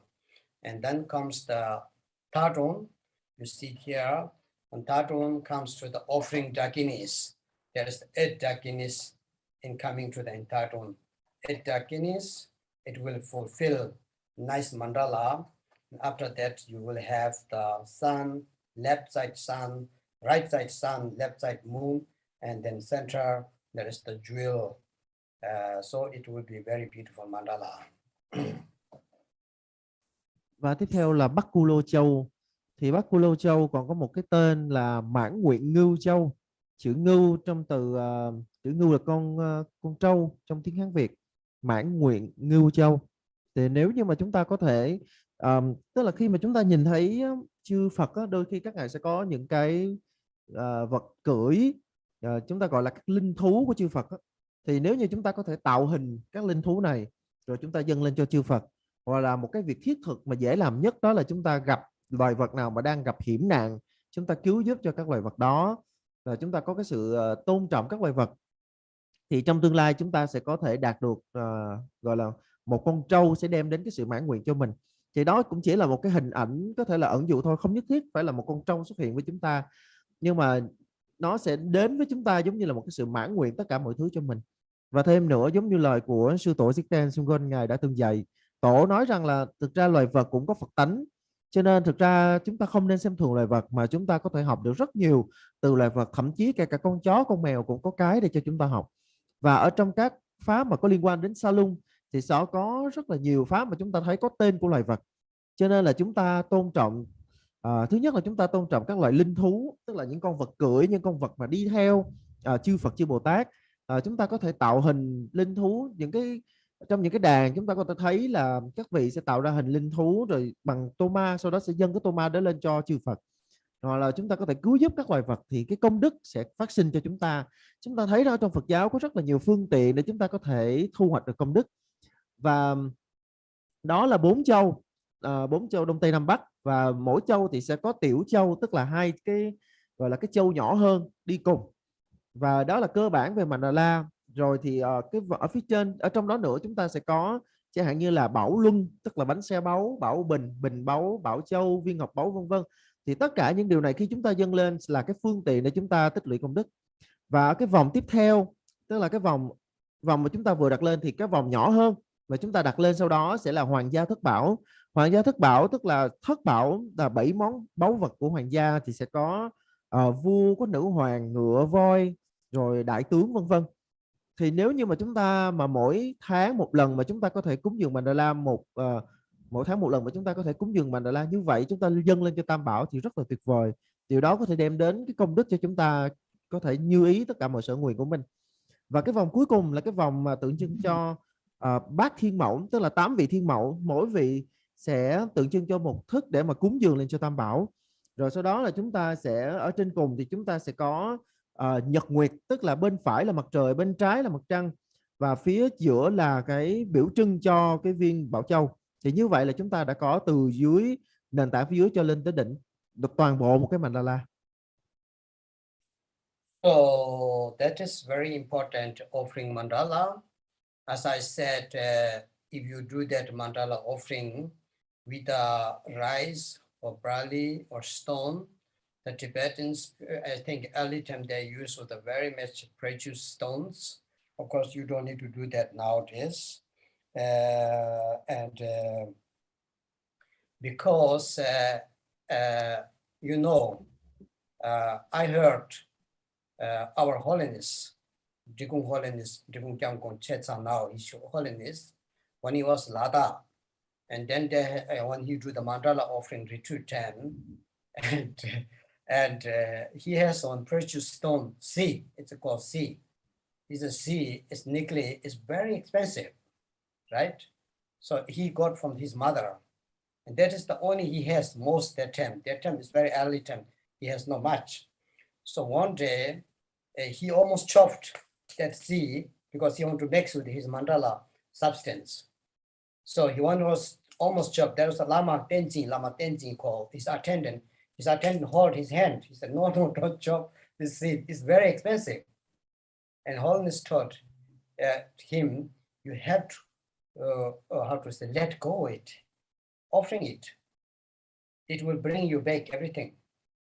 And I tell you, Jigong Kagyu is the youngest start in India. We start 86. Everybody have start 60s. And the beginning of the 60s, the end of the 60s, beginning of 70s, they start Gelug Monastery, Sakya Monastery, everything. Ours, we start 86 and 84, 86. 92 was our first open monastery, but we developed incredible. Really, I tell you, I'm not trying to exaggerating. I'm not trying to press my Lama, not like that. But really, and even other lamas say, how do you come like this? You have library, you have monastery, you have nunnery, you have this, and you have that, and you have that. It's incredible. You have the Sharavasti, and you have Lumbini everywhere. So they think, how do Holiness do that? Such merit. So I heard that Holiness did that. Once he has that sea stone, it's very expensive. So he want to chop it, put into the substance, the mandala offering. Nobody will do nowadays, of course. Everybody think this is very expensive, right? So you don't need to chop down it, but this mandala, now Christy show here, so this has 3 steps, you see, three rounds. So the last one is the golden place, second one is the 4th continent, and the 8th subcontinent. Third one is all the prejudice, the 7 royal prejudice, and 8 lucky symbol prejudice things all here. And second one, the third one here is the 4 dakinis, 8 dakinis, we call normally 8 offerings. Arkam, Pating, prepare all these offering dakinis. And then is the right side is the sun, left side moon, and top of is called the victorious, which fulfill the victorious banner, like kind of wheel of the victorious. So we are all this offering, if you have, you don't need to chop down nothing. Put your precious thing, if you have some special gold, kind of, if you have just little put on that, it's very, very interesting. Really, this is secret. Mandala offering secret, really. So this is really, don't expect it something. Just to offer Buddha and Buddha Dharma Sangha, Gurudeva Dakini. So the mandala offering itself, how to do the mandala offering, we have the short videos. I will send to the Christy, she will share you. I mean, actually it's in my Facebook, so you can see how to do that. The mandala, there's 2 ways to do. One is the offering all the time, this other one you do the prostration. So now come to the, that calls the offering mandala. So it's offering mandala, it's altar mandala. Mandala put in altar, they put in chopi mandala, chopa is called chopa Tibet, which means the offering mandala. Now second one is called the practice mandala. The practice mandala is that is a 7-point mandala you saw before the picture. So the 7-point one is the 4 continent and the sun and moon and the victorious wishful will. And those are the 7-point mandala. This mudra, you know, right? You put the 2 ring fingers together, and this mudra, everybody knows. I think one of you know. So this is called the 7-point of mandala mudra. So the 4 here is the eastern, south, west, and north, and center is the Mount Meru. And then you have the 2 thumbs, nail, the fingernails for the 2 thumbs is the sun and moon. So that's called the 7-point of mandala offering, this hand mudra. Everybody know that, I think many of you know. So that is very important. Every day you do that. Every day you do that once. And this recite the month, this short prayer, Sashi Poshi Choshi Mandota, Rablin Yinde Jambata Sanji Chenda. If you do every day, not forget, that is really offering. That will bring you really prosperity, accumulate merits. That is what we do. So that has normally do the, put the first center, east, south, west, north, and then you just take off. Always we do like this. So this we have short video, and the picture you saw now, the 7-point mandala. And this, if you do that at home sometimes, if you don't have this mandala golden dust, you just buy the nice plate, but clean, nice. It can be a crystal, it can be like steel. Steel is very good, right? Steel is very good. So very clean on. Then you just can do that. It will be very, very, very good, ready for your accumulating merits. I said, clean it with the saffron water, with the Vachasato mantra, and then just put like this, and then you have here, here, here, and right, left, and then you just take off it. Take off always inside. Clean outside. When you do the clean, you turn the hand from the outside. When you take off mandala inside. If you do like that, that's a really precious secret accumulating the merits. Then the everything will follow you.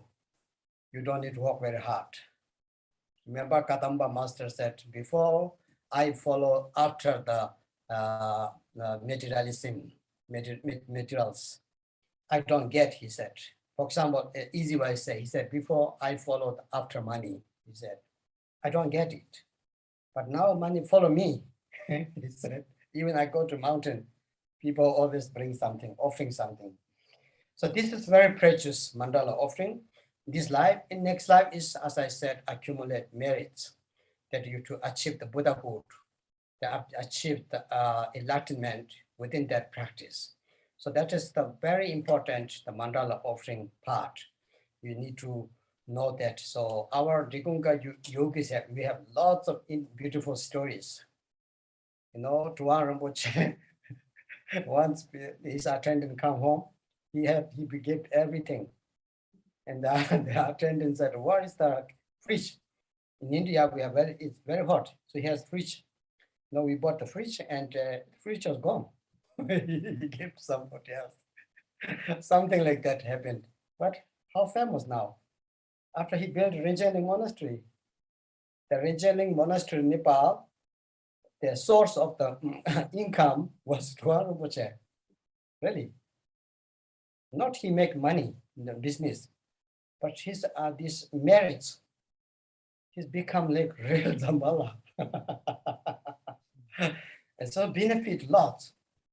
Not become rich because of you become rich, you buy a house, you buy a luxury life, not like that. To benefit Dharma. It's extremely wonderful, isn't it? So you can do this way, my dear. Really, mandala offering is so interesting. Khi chúng ta cúng dường mandala thì chúng ta như là thầy đã nói, chúng ta có thể dùng gạo, chúng ta có thể dùng lúa mạch, hoặc là chúng ta có thể dùng các loại đá. Và có rất là nhiều nơi mà có những người họ có điều kiện thì họ thậm chí là cúng bằng đá quý, nhưng mà chúng ta thì không có điều kiện đó, chúng ta cũng không nhất thiết là phải dùng đá quý. Thì có thầy muốn kể cho chúng ta nghe một câu chuyện về sư tổ của chúng ta, Chesang Rinpoche.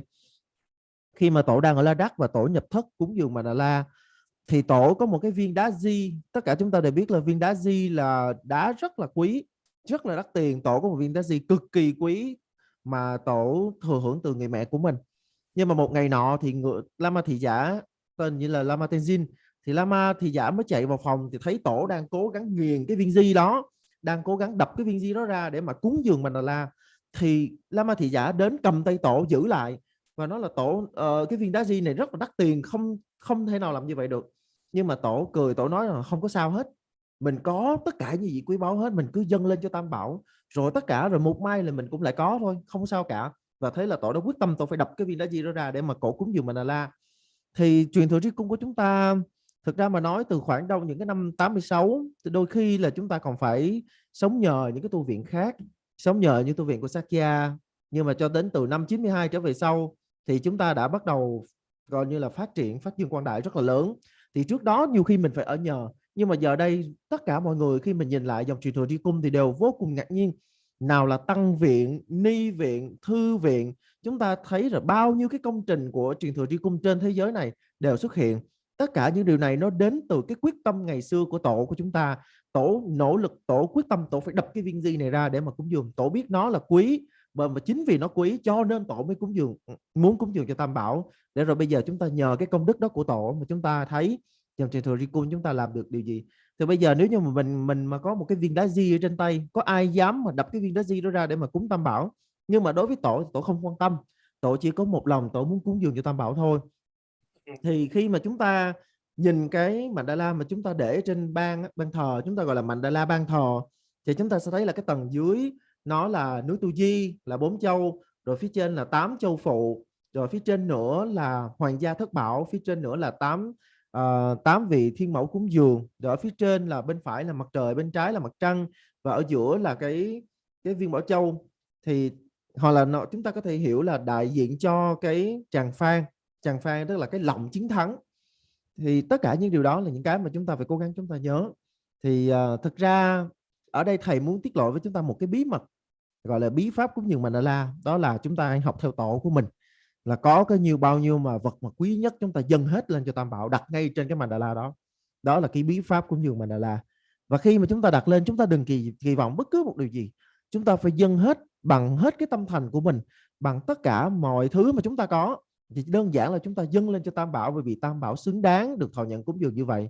Và thầy sẽ gửi cho chúng ta một cái video, thầy sẽ gửi cho chị Christy, là có thể chị Christy sẽ gửi cho chúng ta, hoặc là trên Facebook của thầy cũng sẽ có một cái video để mà chúng ta biết là từng bước phải cúng dường như thế nào. Thì đó là mandala trên ban thờ, và kế đến là mandala tu tập. Thì mandala trên ban thờ là chúng ta để trên ban thờ, còn mandala tu tập là cái mà mình sẽ dùng để mình tu tập mỗi ngày, mình công phu mỗi ngày. Thì mandala tu tập chúng ta sẽ cúng dường theo 7 điểm, tức là chúng ta sẽ cúng dường ở giữa, rồi vòng ở bên ngoài, xong vòng bên phải, xong vòng ở gần ngay nhất ở ngay mình, và vòng bên trái, sau đó là bên phải mặt trời, bên trái mặt trăng. Thì chúng ta có tất cả là 7 điểm như vậy. Điểm giữa là tượng trưng cho núi Meru, tượng trưng cho núi Tu Di, và phía trên là đó là Bảo Phan chiến thắng. Rồi 4 châu đông tây nam bắc, và bên phải mặt trời, bên trái mặt trăng. Như vậy chúng ta sẽ có tất cả là 7 điểm. Thì ngay khi mà chúng ta nghĩ đến cúng dường mandala thì thường là mình nghĩ đến cái ấn cúng dường mandala. Hầu hết tất cả đại chúng sẽ biết đến cái ấn cúng dường này. Thì nếu như bây giờ mà mình mà kết cái ấn này lại, mình sẽ thấy là ở giữa có một cái ngọn nhô lên, đó chính là núi Tu Di, và 4 phương được tạo ra là đông tây nam bắc, và 2 cái ngón cái của chúng ta sẽ là mặt trời và mặt trăng. Như vậy ngay cả cái ấn này nó đã có tổng cộng là 7 điểm rồi. Và chúng ta mỗi ngày ít nhất, nếu như mà đối đế lắm mà không thể nào cúng dường mà gọi là công phu được, thì hãy cố gắng mà bắt cái ấn cúng dường mandala trước ban thờ Tam Bảo, và chúng ta đọc cái bài cúng dường mandala. Thì chúng ta cố gắng chúng ta làm điều này. Nếu như chúng ta có thể mỗi ngày mà chúng ta không quên sót chúng ta cúng dường mandala, thì chúng ta sẽ tích lũy được công đức rất là lớn qua từng ngày. Nếu như mà mình không tìm được cái dĩa cúng dường mandala đúng theo truyền thống, thì mình có thể tìm một cái dĩa sạch, có thể làm bằng thép hoặc là làm bằng pha lê cũng được, nhưng mà nó phải sạch, để chúng ta chúng ta cúng dường. Để chúng ta gom ở giữa, rồi đông, nam, tây, bắc, bên phải mặt trời, bên trái mặt trăng. Rồi sau đó chúng ta gom về, sau đó chúng ta duỗi nhẹ cái tay, chúng ta lau đi. Thì đây là hôm nay là thầy truyền cho chúng ta cái bí pháp cúng dường mandala. Và thầy cam đoan với chúng ta là nếu như chúng ta chăm cúng dường mandala thì mọi thứ nó sẽ rất là thuận lợi cho mình, mọi thứ nó sẽ rất là tốt đẹp cho mình. Có một vị đại sư đã từng nói rằng là trước đây ta theo đuổi vật chất mà không có được, ta theo đuổi vật chất nhưng không được, sau đó thì đến khi mà ta chẳng màng nữa, ta trốn đến tận núi, thì vật chất nó cứ lũ lượt nó chạy lên đó nó tìm ta. Cho nên là đây là một cái phương tiện rất là hay để chúng ta tích lũy công đức.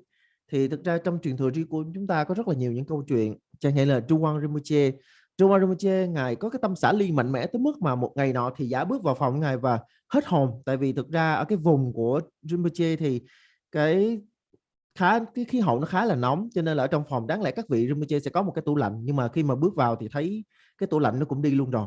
Có nghĩa là DRUPON Rinpoche ngài có tâm xả ly mạnh mẽ tới mức đó. Nhưng rồi sau đó thì sao? Ngài vẫn tiếp tục trong cái cuộc sống của mình, và thậm chí ngài còn xây dựng được bao nhiêu thứ cho truyền thừa Tri Cung đến ngày hôm nay. Và chúng ta thấy rằng là rõ ràng là DRUPON Rinpoche không có kiếm được nhiều tiền, nhưng mà những gì mà ngài làm được nó giống như là cho chúng ta thấy ngài là hiện thân của Shambhala. Cho nên chúng ta khi mà chúng ta nghĩ về cuộc sống, đừng có nghĩ đến cái cuộc sống và nhiều vật chất, mà cái công đức cao thượng nhất là chúng ta làm lợi cho chánh pháp, làm lợi cho chúng sinh.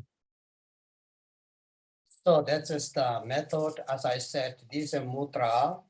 If you have the mala, you put mala like this. Do you see me, everybody?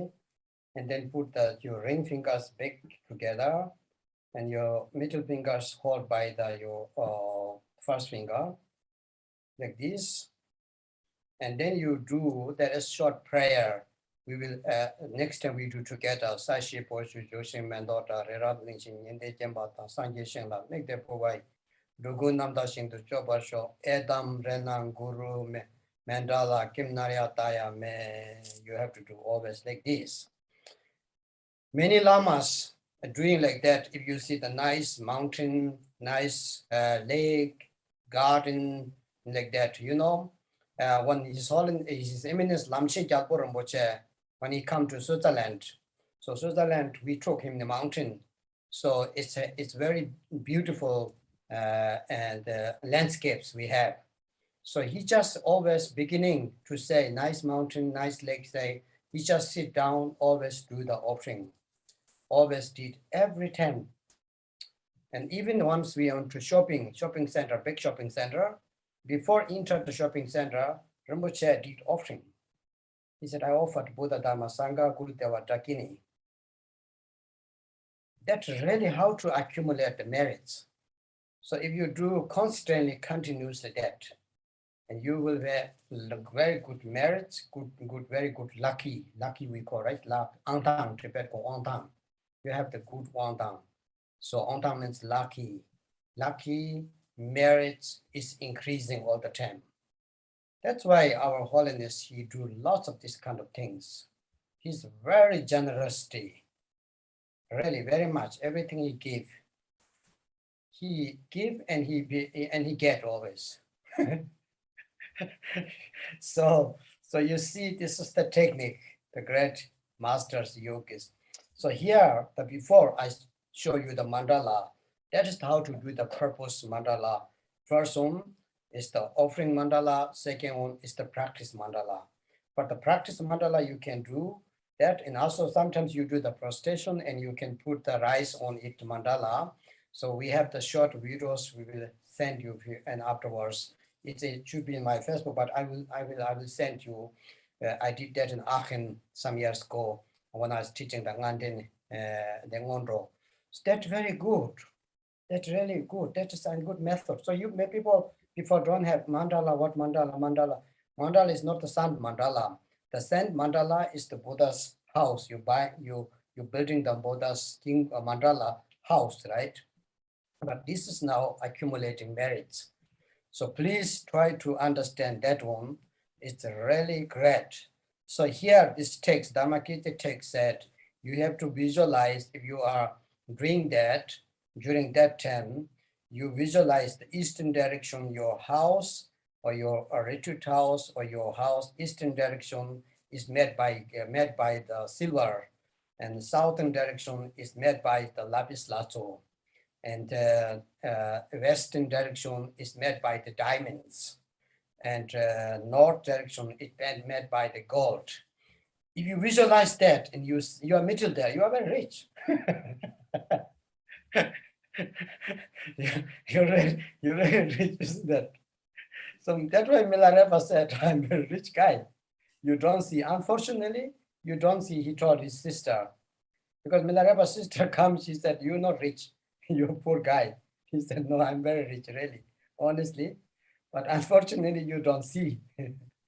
So did you understand? You visualize eastern direction is the made by silver, and southern direction made by the benduria.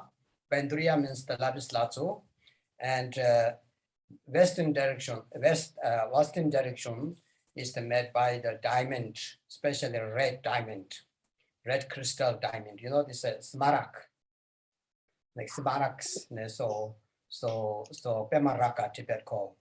So here said Pemaraka, and the north is the gold. If you visualize that and you do that, I offered that to Buddha Dhamma Sangha, and I offered that to Gurudeva Dakini. Lots of merits. So it's very good method, effortless accumulating the merits. So please do not forget that. And that is the third ngondro, the uncommon ngondro or the inner ngondro, the third one. First one, prostration, refuge mantra together. Second one, Vachasato. Third one, the Guru Mandala. Fourth one will come the Guru Yoga. But today, after this teaching, I will read the first part. You need the long. You need the long for mandala Vachasato according to Dharmakirti. Dharmakirti is the words of Dharmakirti, because I didn't go read through here. So I will read that for you. So you have got the traditional the transmission. Như lúc nãy chúng ta đã thấy là thầy có bắt cái ấn, thì nếu mà chúng ta để ý kỹ là thầy sẽ trồng cái chuỗi vào hai tay như vậy, giống như dâng lên cái chuỗi, sau đó là kết cái ấn lại, rồi sau đó là sẽ đọc cái câu mà rất là ngắn, đại ý là xin dâng cúng lên cho Tam Bảo Phật Pháp Tăng, lên dâng cúng cho Tam Căn, Đạo Sư Bổn Tôn, Không Hành, vân vân. Sau đó là đọc xong thì bắt đầu xả ấn ra. Thì thực ra đây là một cái phương tiện rất là thiện xảo, và rất là nhiều vị thầy các ngài tranh thủ tới mức mà bất kỳ một khi nào gặp một cái ngọn núi đẹp, một cái hồ đẹp, bất cứ một cái gì đẹp tuyệt diệu trước mắt xuất hiện là ngay lập tức là các ngài sẽ bắt cái ấn đó và lập tức quán tưởng và dâng cúng. Có một lần khi mà Lamchen Gampo Rinpoche đến Thụy Sĩ thì mọi người mới đưa Rinpoche đến thăm một cái ngọn núi rất là đẹp, và đối trước cái cảnh quan hùng vĩ như vậy thì thay vì mà suýt xoa khen ngợi thì không, Rinpoche ngồi xuống và bắt ấn để mà dâng cúng lên cho Tam Bảo. Và không chỉ vậy, khi mà dẫn đến một cái trung tâm thương mại rất là lớn, rất là đẹp, thì trước khi mà bước vào trung tâm thương mại thì Rinpoche đã cúng dường tất cả mọi thứ đẹp tuyệt hảo mà ngài thấy lên cho Tam Bảo và Tam Căn. Thì nếu như mà chúng ta học theo cái tấm gương đó thì cái may mắn và cái công đức sẽ luôn luôn tăng trưởng đối với chúng ta. Nếu như mà chúng ta nghĩ về tổ của mình thì chúng ta sẽ thấy tổ làm rất là nhiều những cái công hạnh xả thí. Cái công hạnh bố thí và cúng dường của tổ phải nói là tổ làm ở mọi lúc và mọi nơi, và bởi vì tổ cho đi cho nên là tổ nhận về hoài. Cho nên chúng ta phải thấy có một cái điểm rất là hay ở đây, gọi là một cái kỹ thuật, một cái kỹ pháp mà chúng ta cần phải nhớ. Thì như lúc đầu từ đến giờ thầy đã chia sẻ với chúng ta, trước tiên là cái mandala để trên ban thờ, sau đó là mandala tu tập, và rồi đến đây thì thầy chỉ chúng ta cái ấn mandala, và chúng ta nên dùng nó như một cái phương tiện thiện xảo để chúng ta tích lũy công đức như thế nào. Thầy sẽ gửi cái clip cho mình, cho nên là mình sẽ không có cần phải rối, và chúng ta cúng dường mandala theo một cái phương tiện như vậy. Thì theo đúng như cái lời của tổ Ramakirti dạy ở trong cái luận giảng của mình, thì khi mà chúng ta cúng dường thì chúng ta có thể cùng một lúc chúng ta quán tưởng như sau: là ở phương Đông của chúng ta tất cả mọi thứ làm bằng bạc, làm bằng bạc. Ở phía Nam tất cả mọi thứ làm bằng ngọc lưu ly, ngọc lapis lazuli. Chúng ta có thể hiểu nó là ngọc thiên thanh hoặc là ngọc lưu ly. Ở phía Tây là kim cương, và phía Bắc là tất cả mọi thứ làm bằng vàng. Chúng ta thử tưởng tượng ở phương Đông tất cả mọi thứ làm bằng bạc, ở phương Nam tất cả mọi thứ làm bằng lưu ly, tất cả mọi thứ ở phương Tây làm bằng kim cương, tất cả mọi thứ ở phương Bắc là làm bằng vàng. Và rồi chúng ta cúng dường hết tất cả những cái điều này lên cho Tam Bảo. Nếu mà quán rồi cúng như vậy thì chúng ta giàu chắc, chúng ta chắc chắn chúng ta sẽ giàu lắm. Đó giờ tại sao mà Đức Milarepa nói là ta là người rất là giàu có. Rất là nhiều người nhìn ngài và nói rằng là ngài thực ra ngài nghèo, nhưng thực chất ngài có nghèo đâu, tại vì họ không thấy được thôi. Cho nên một lần nữa thầy nhắc lại là phía Đông tất cả mọi thứ làm bằng bạc, phía Nam tất cả mọi thứ làm bằng ngọc lưu ly, phía Tây tất cả mọi thứ làm bằng kim cương, và phía Bắc là tất cả mọi thứ làm bằng vàng ròng. Và chúng ta nếu như chúng ta chăm cúng dường như vậy thì công đức sẽ là vô lượng. Cho nên chúng ta hãy ghi nhớ, thì đây chính là pháp dẫn nhập chuyên biệt thứ ba sau quy y lễ lạy và kim cang tác đỏa. Và pháp dẫn nhập thứ tư sẽ là đạo sư du già. Nhưng mà ở đây thì thầy sẽ truyền khẩu cho chúng ta bản luận của tổ, bởi vì chúng ta cần phải nhận được chân truyền, tức là một mặt là phải giảng và một mặt là phải khẩu truyền cho chúng ta. So that's just the accumulation, the mandala offering. When we do that, we do the first is the retreat, the not retreat, just mandala practice. Before the teaching, when we receive, normally we do the mandala offering, then Lama will give the teaching. Before the initiation, before Lama start, we do the mandala offering, then Lama give the empowerment. And also when the mandala finish, the teaching finish, it's called to thank you for the teaching. We also do the mandala offering. You saw that. So it's always we use that. It doesn't mean that you need to offer a lot of things, but it just accumulate merits for you.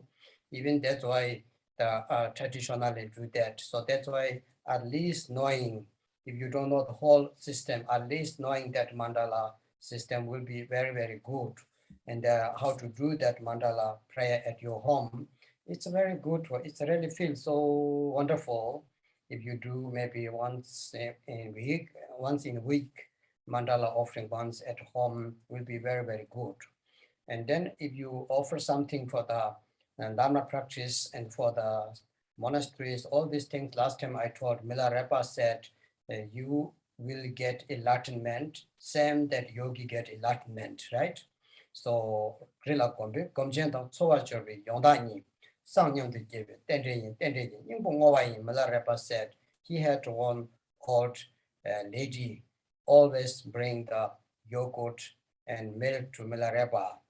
And when she died, the people think she is nothing because she doesn't know, she is illiterate. She cannot read even text. When she died, there was a rainbow. And people was very surprised. What happens? So Milarepa said, because of I dedicate all the time her, because her kindness mind. She doesn't mean that she need to bring gold, many things for me. She just offer me from pure from the heart, very deep from the heart. And I dedicate all the time. And now she got enlightenment before Yogi passed away. So Milarepa said, the reason is interdependence. It depends each other. Through this interdependence, I dedicate the Ngowa Tibet Ngowa, right? The dedication. Through that, she has got accumulated incredible merits and purified all negative karmas. So that's why it's very good. Mandala offering is the best way to accumulate merits and to become yourself able to do everything in this life. So as I told before, our Holiness, he did like this, even see he want to job. Nowadays, the business guys, I know many, they are looking for C, they are very crazy for C. They think this is so expensive, so important, but one guy, he want to chop it. So imagine how different it is. The Lama Tenzin, he hold the Holiness hand like this. Don't make a small it. It's very expensive. He said, don't care, don't say it's expensive. It will come back. The marriage will come back, really. So I don't know that he really chopped that gem or he had kept now still, but I heard that story. The Lama Tenzin is still alive. He told, almost destroyed. That still come from his mother. It's from, because our Holiness Chechang's family is noble family. They have the real, they have original, not fake one. They don't have any fake things which come from their family is original, because it's very noble family, very rich family was before. But he want to chop down and put in the substance for the mandala offering. So I think that made very huge. Lamchi Gyalpo Rinpoche used to say, Holiness is incredible. He plans something, he will do it. He want to build monastery, and Lama say, you don't have money, don't do like this. It's too big project, you don't have money, don't do. He said, he just plan it, it will be done. It's incredible, really. It's Tilen Lundrup. Tilen Lundrup means spontaneously accomplishment, or accomplishment spontaneously. His name Tilen Lundrup, which means the spontaneously accomplish everything his wish. So that is very interesting. So we are student from him. We should chop down something. No, we don't need to do nothing. But I just tell you, okay? So I will read after this translation, this one. Then we finish today. Next Monday we do the Guru Yoga, and then we come to the fivefold Mahamudra. I don't do the detail too much, so I skip maybe 5 Mondays, then finish. So each Monday we do the 1 fivefold Mahamudra. And next Monday is the Guru Yoga, and then there's 5 Monday, then finish, then we are free. Free from the fivefold Mahamudra.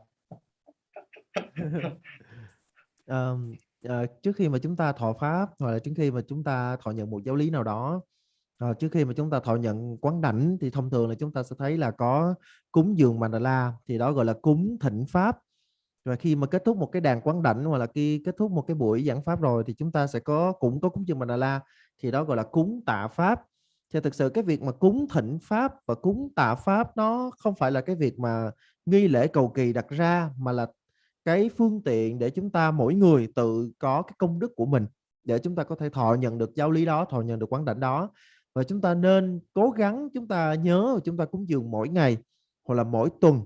Thì khi mà chúng ta cúng dường như vậy, và đặc biệt là nếu như chúng ta có cúng dường vào tu viện, hoặc là cúng dường cho các vị đang nhập thất, thì cái công đức đó nó vô cùng lớn. Đức Milarepa đã từng nói rằng là những người mà hỗ trợ cho một người hành giả, thì khi mà người hành giả đó chứng đạt thành tựu, thì vị thí chủ đó, vị tín chủ đó cũng sẽ đạt được thành tựu.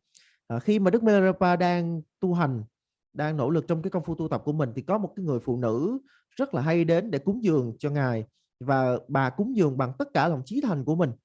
Thì đến một ngày nọ khi mà bà qua đời, thì mặc dù là bà không không phải là một người mà được mọi người xem là một đại hành giả gì cả, nhưng mà vào cái ngày mà bà qua đời thì cầu vồng đã xuất hiện trên bầu trời, và tất cả mọi người mới lấy làm lạ về những cái dị tượng đó, thì mới đến hỏi Đức Milarepa. Thì ngài mới nói rằng là bởi bà ấy ngày xưa trong khi mà ta đang nỗ lực trong công phu tu tập, bà ấy đã chí thành cúng dường cho ta, và ấy đã cúng dường bằng tất cả tấm lòng của mình, và ta đã hồi hướng tất cả mọi công đức có được cho bà ấy, cho nên bây giờ bà ấy đã thành tựu rồi, đó là lý duyên sinh, cho nên cũng không có gì là đáng ngạc nhiên cả. Thì à, cái câu chuyện hồi nãy khi mà tổ của chúng ta muốn cúng dường Mandala, và tổ đập cái viên đá di của mình, cái viên đá mà tổ đã nhận được từ người mẹ của mình. Chúng ta thấy là ngày nay, đặc biệt là giới thương gia, giới kinh doanh đó, mỗi khi mà nhắc đến di á, là họ điên cuồng, nghĩ là điên cuồng để mà tìm được cái đá di. Nhưng mà nào ngờ hồi xưa trong cái truyền thừa của chúng ta có một cái ông tổ mà không có thèm bận tâm cái gì hết. Giờ muốn cúng dường cho Tam Bảo, viên đá di là đẹp nhất, viên đá di là quý nhất, thì đem ra đập để mà cúng cho bằng được. Thì Lama Tenzin tới bây giờ ngài vẫn còn sống. Lama Tenzin là người mà thị giả cho tổ năm xưa, tới bây giờ vẫn kể lại cái câu chuyện đó. Ngày xưa vẫn phải lao hết mình vô mà cản tổ, và tổ cứ nhất định là tổ phải đập cái viên đá di đó cho bằng được. Chúng ta nên biết rằng là tổ xuất thân trong một gia đình rất là tôn quý, gia tộc của tổ rất là lớn, cho nên đương nhiên cái viên đá di đó là đá thật, và đá thật hoàn toàn, chứ không phải là đá giả như bây giờ đâu. Nhưng mà bởi do cái công đức cúng dường vô cùng lớn đó, cho nên chúng ta thấy là tổ là người có công đức rất là lớn. Điều này Lamchen Gampo Rinpoche có một lần đã tán thán rằng là tổ của chúng ta là bậc có công đức vô cùng lớn, lớn tới mức mà cái gì mà tổ muốn là tổ làm được. Có nghĩa là chúng ta thấy nhiều khi chúng ta muốn cái gì đó, chúng ta phải lên một bản kế hoạch, rồi phải dự toán, rồi nhiều khi học chỗ này thiếu chỗ kia. Nhưng mà đối với tổ của chúng ta, tổ mà muốn là tổ làm được. Và đó là tại sao mà trong danh hiệu của tổ có chữ là Trile Luntrup. Trile Luntrup có nghĩa là công hạnh viên thành. Bất kỳ một cái công hạnh nào mà tổ muốn làm thì công việc đó nó sẽ tự nhiên được viên thành. Thì chúng ta là con của tổ thì cũng nên nhìn xung quanh coi có cái gì quý quý mình đập mình cúng đi. Mình đọc mình cúng, mình học theo tổ mình.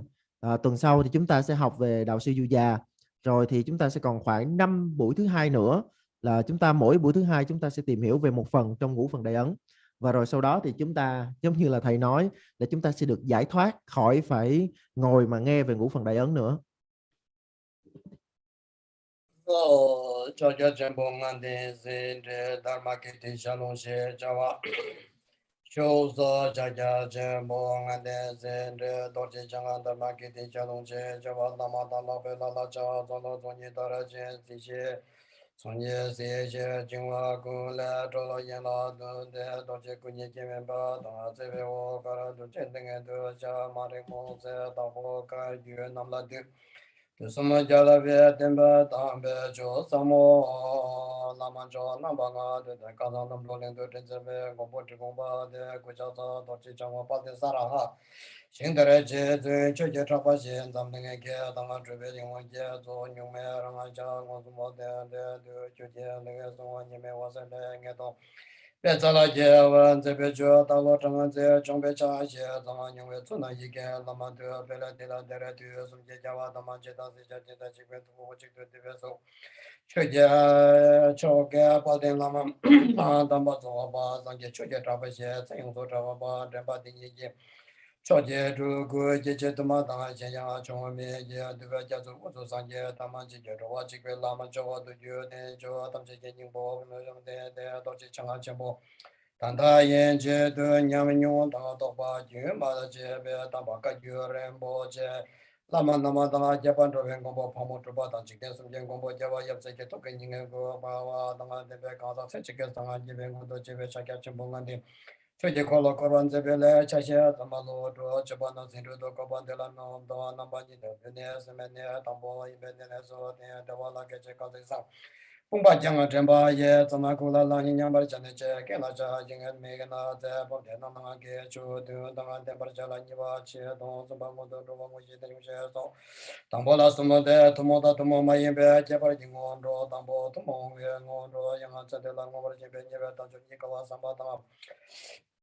Nyamle tangale lo ke nyambo chiwa meta ba tanga tanjoro du to ba do ya ba ja ja sa ba si ba la de waran ze be nyambo la ko be nyame sa ba tla ta ba nya ba yi ta to do tanga la lo la za re lo ta ja sang je ma ja ba tanga ku be de za je ba tam be jo ja ran be ko ba te tanga da ma ji ba ta ba je ni me de mo so ja ba ang bo zang wa tanga de ke ta ma lo ba tanga me je ba ne ba de ba la ne ja ba tanga sang je jo tanga je zo de be a zo ba je zo ju ba cho je ba la ze ba Kaya Joranga was getting in Yakabetsolo Javada, Zono, Roban, the Valo, Javada, the Vala, the Wachiga, Nikachi, the Javada, Korvatanga, Zonga, the Neva Devaka, Varasumana, so paying on the Niparkavata, the Jadu, the support of Somalia, Kavasa, the Becher.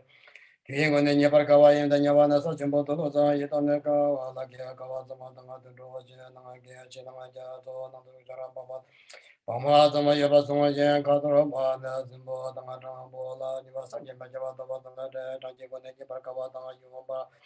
Then never Minjura, Nibakavena, the Waputum Sabande, Chemo, Chita Jule, the Jodi Nipashituga, Jivota Panjala, Catella Pemba Matuna, Chile Yama Javakala, the Shin Shigapa, Juatanga, Tetanga Miela, Tapatanga, Tekuma Brova, Deta, Okuna, Namajiga, Tapajua, Jesumata, Javeta, Milior Moja, Nebara Kavango, Nebasama, Tanjo Jimelo Taba, the Angivango, the Bratu, and the Beto Genozola, Genotaba, George Vekobajan, the Aniva de Trasin and the Anivejo, Tanjura, Taba, the Yang Bede Jamiro, Juban, Chiva, Metabasabala, Sumoda, Yavaji,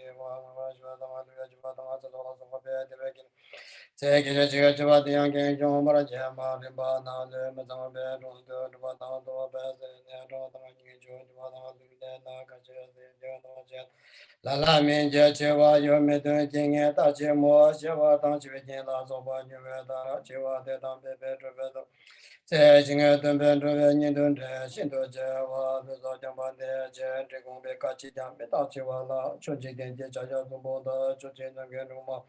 Carlo de Gento Camendo San Seso, Junte, Nala Samane, Mumbaje, Waraga, Gelata, Michivini, Meto, Conete, Tavojagon, Chivajo, Jerayama, Mozamba, in the Yameta Bobe, Urin Meto, Chivang, Nudo, Chiva, Yetara, Nudo, Niman, the Better, in the Metabar. Lelonium Lepola, Tutu Trouble Machine, Boro, Jero Valley, Yajiva, Metabetina, the Manta Vegetato. December Junior Josino, Zumba, Tarasumba, the Atara Metavaching, the Jiva, Sabana, Jiva, the Jiva, make a better was on them. Then I'm gentle when I'm just so Tami, Bele, Tamandu, maybe as a lot of Tambola, make a virtue of Java, much in the Banda, Nothing was around the water, some of the Namajan to which they are traveling to Jiva, the water, number of years, they are doing it.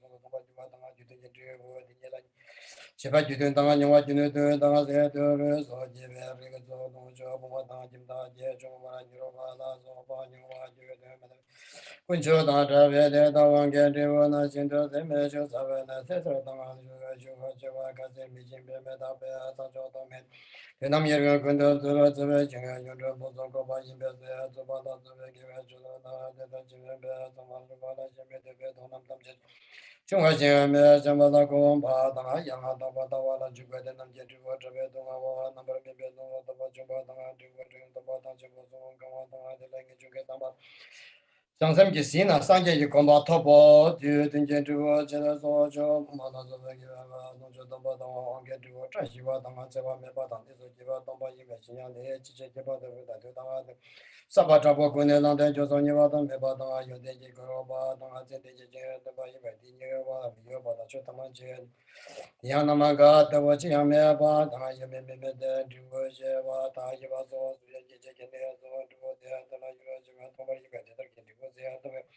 Yangande Tavone, Sarava Mangambo, the Mimba, and Rajan, Yavata, Geva, Jala, Yoba, Koto, Tiba, Yanatova, Yambose, Yamba, Yavana, Dele, Missy, Page, and Ayatna, ship to Samala, Tiba, Tamchapan.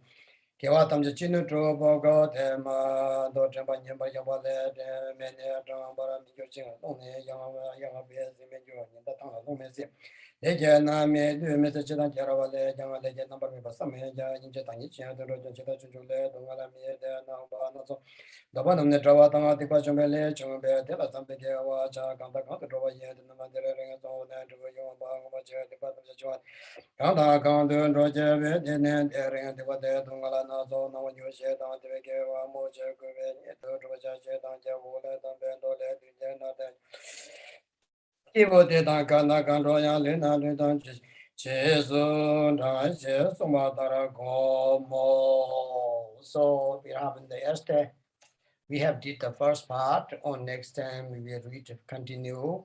Teach and continue that you get the teaching and also the transmission. So then you have complete the 5-fold Mahamudra empowerment we have already did, I think.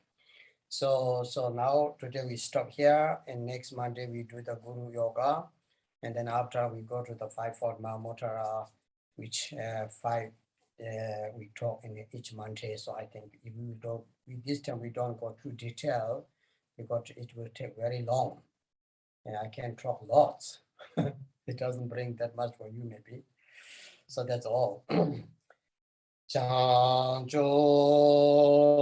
Sen Zhou Ren Bo Che Ma Ye Ba Na Ye Gyoro Che Wa Nya Ba Me Ba Ya Comme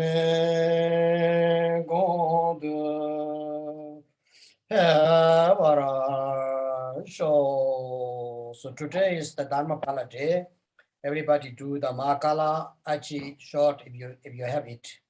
If you do that, it would be very good. Okay. And tomorrow there is even the sun eclipse. So it's good to do the practice Marichi. Dakini Marichi is the sunlight Dakini. So she will free our sun. Okay, thank you. Như vậy là thầy đã khẩu truyền cho chúng ta xong cái phần thứ nhất, tức là những cái gì mà thầy giảng từ đầu tới giờ, mà theo như trong cái luận của tổ thì thầy đã khẩu truyền cho chúng ta, tức là xong một phần, còn một phần nữa thì thầy sẽ khẩu truyền cho chúng ta song song với lại cái việc mà thầy giảng cho chúng ta ở phần sau, tức là phần đạo sư du già và phần đi vào trong ngũ phần đại ấn. Thì đó là cái giảng của thầy và khẩu truyền của thầy ngày hôm nay. Thì sau đó thì chúng ta sẽ tuần sau thì chúng ta sẽ học về đạo sư du già. Rồi sau đó là chúng ta sẽ đi vào trong chi tiết về ngũ phần đại ấn. Nói là chi tiết nhưng cũng không đi vào quá chi tiết. Thầy sẽ, bởi vì nếu mà đi vào rất chi tiết hoàn toàn đầy đủ thì nó sẽ rất là dài và thầy sẽ nói rất là nhiều, nhưng mà nó cũng chưa có cần thiết lắm cho chúng ta. Thì hôm nay là ngày vía hộ pháp, nếu như mà chúng ta có thể có cái bản tụng mà chúng ta biết về Mahakala hoặc là Aichi thì chúng ta sẽ tụng ngày hôm nay để chúng ta cúng dường cho hộ pháp. Và sau đó sẽ là nhật thực. Thì khi mà đến thời gian nhằm nhật thực thì chúng ta nên tu trì về Quang Minh Phật Mẫu Ba Lệ Chi Thiên, bởi vì ngày đó sẽ tương ứng với ngài, cho nên là việc tu trì đó sẽ rất là tốt. Hôm nay chúng ta dừng ở đây. Thank you. Thank you, everybody. Thank you, Rinpoche. Thank you, Rinpoche. Thank you.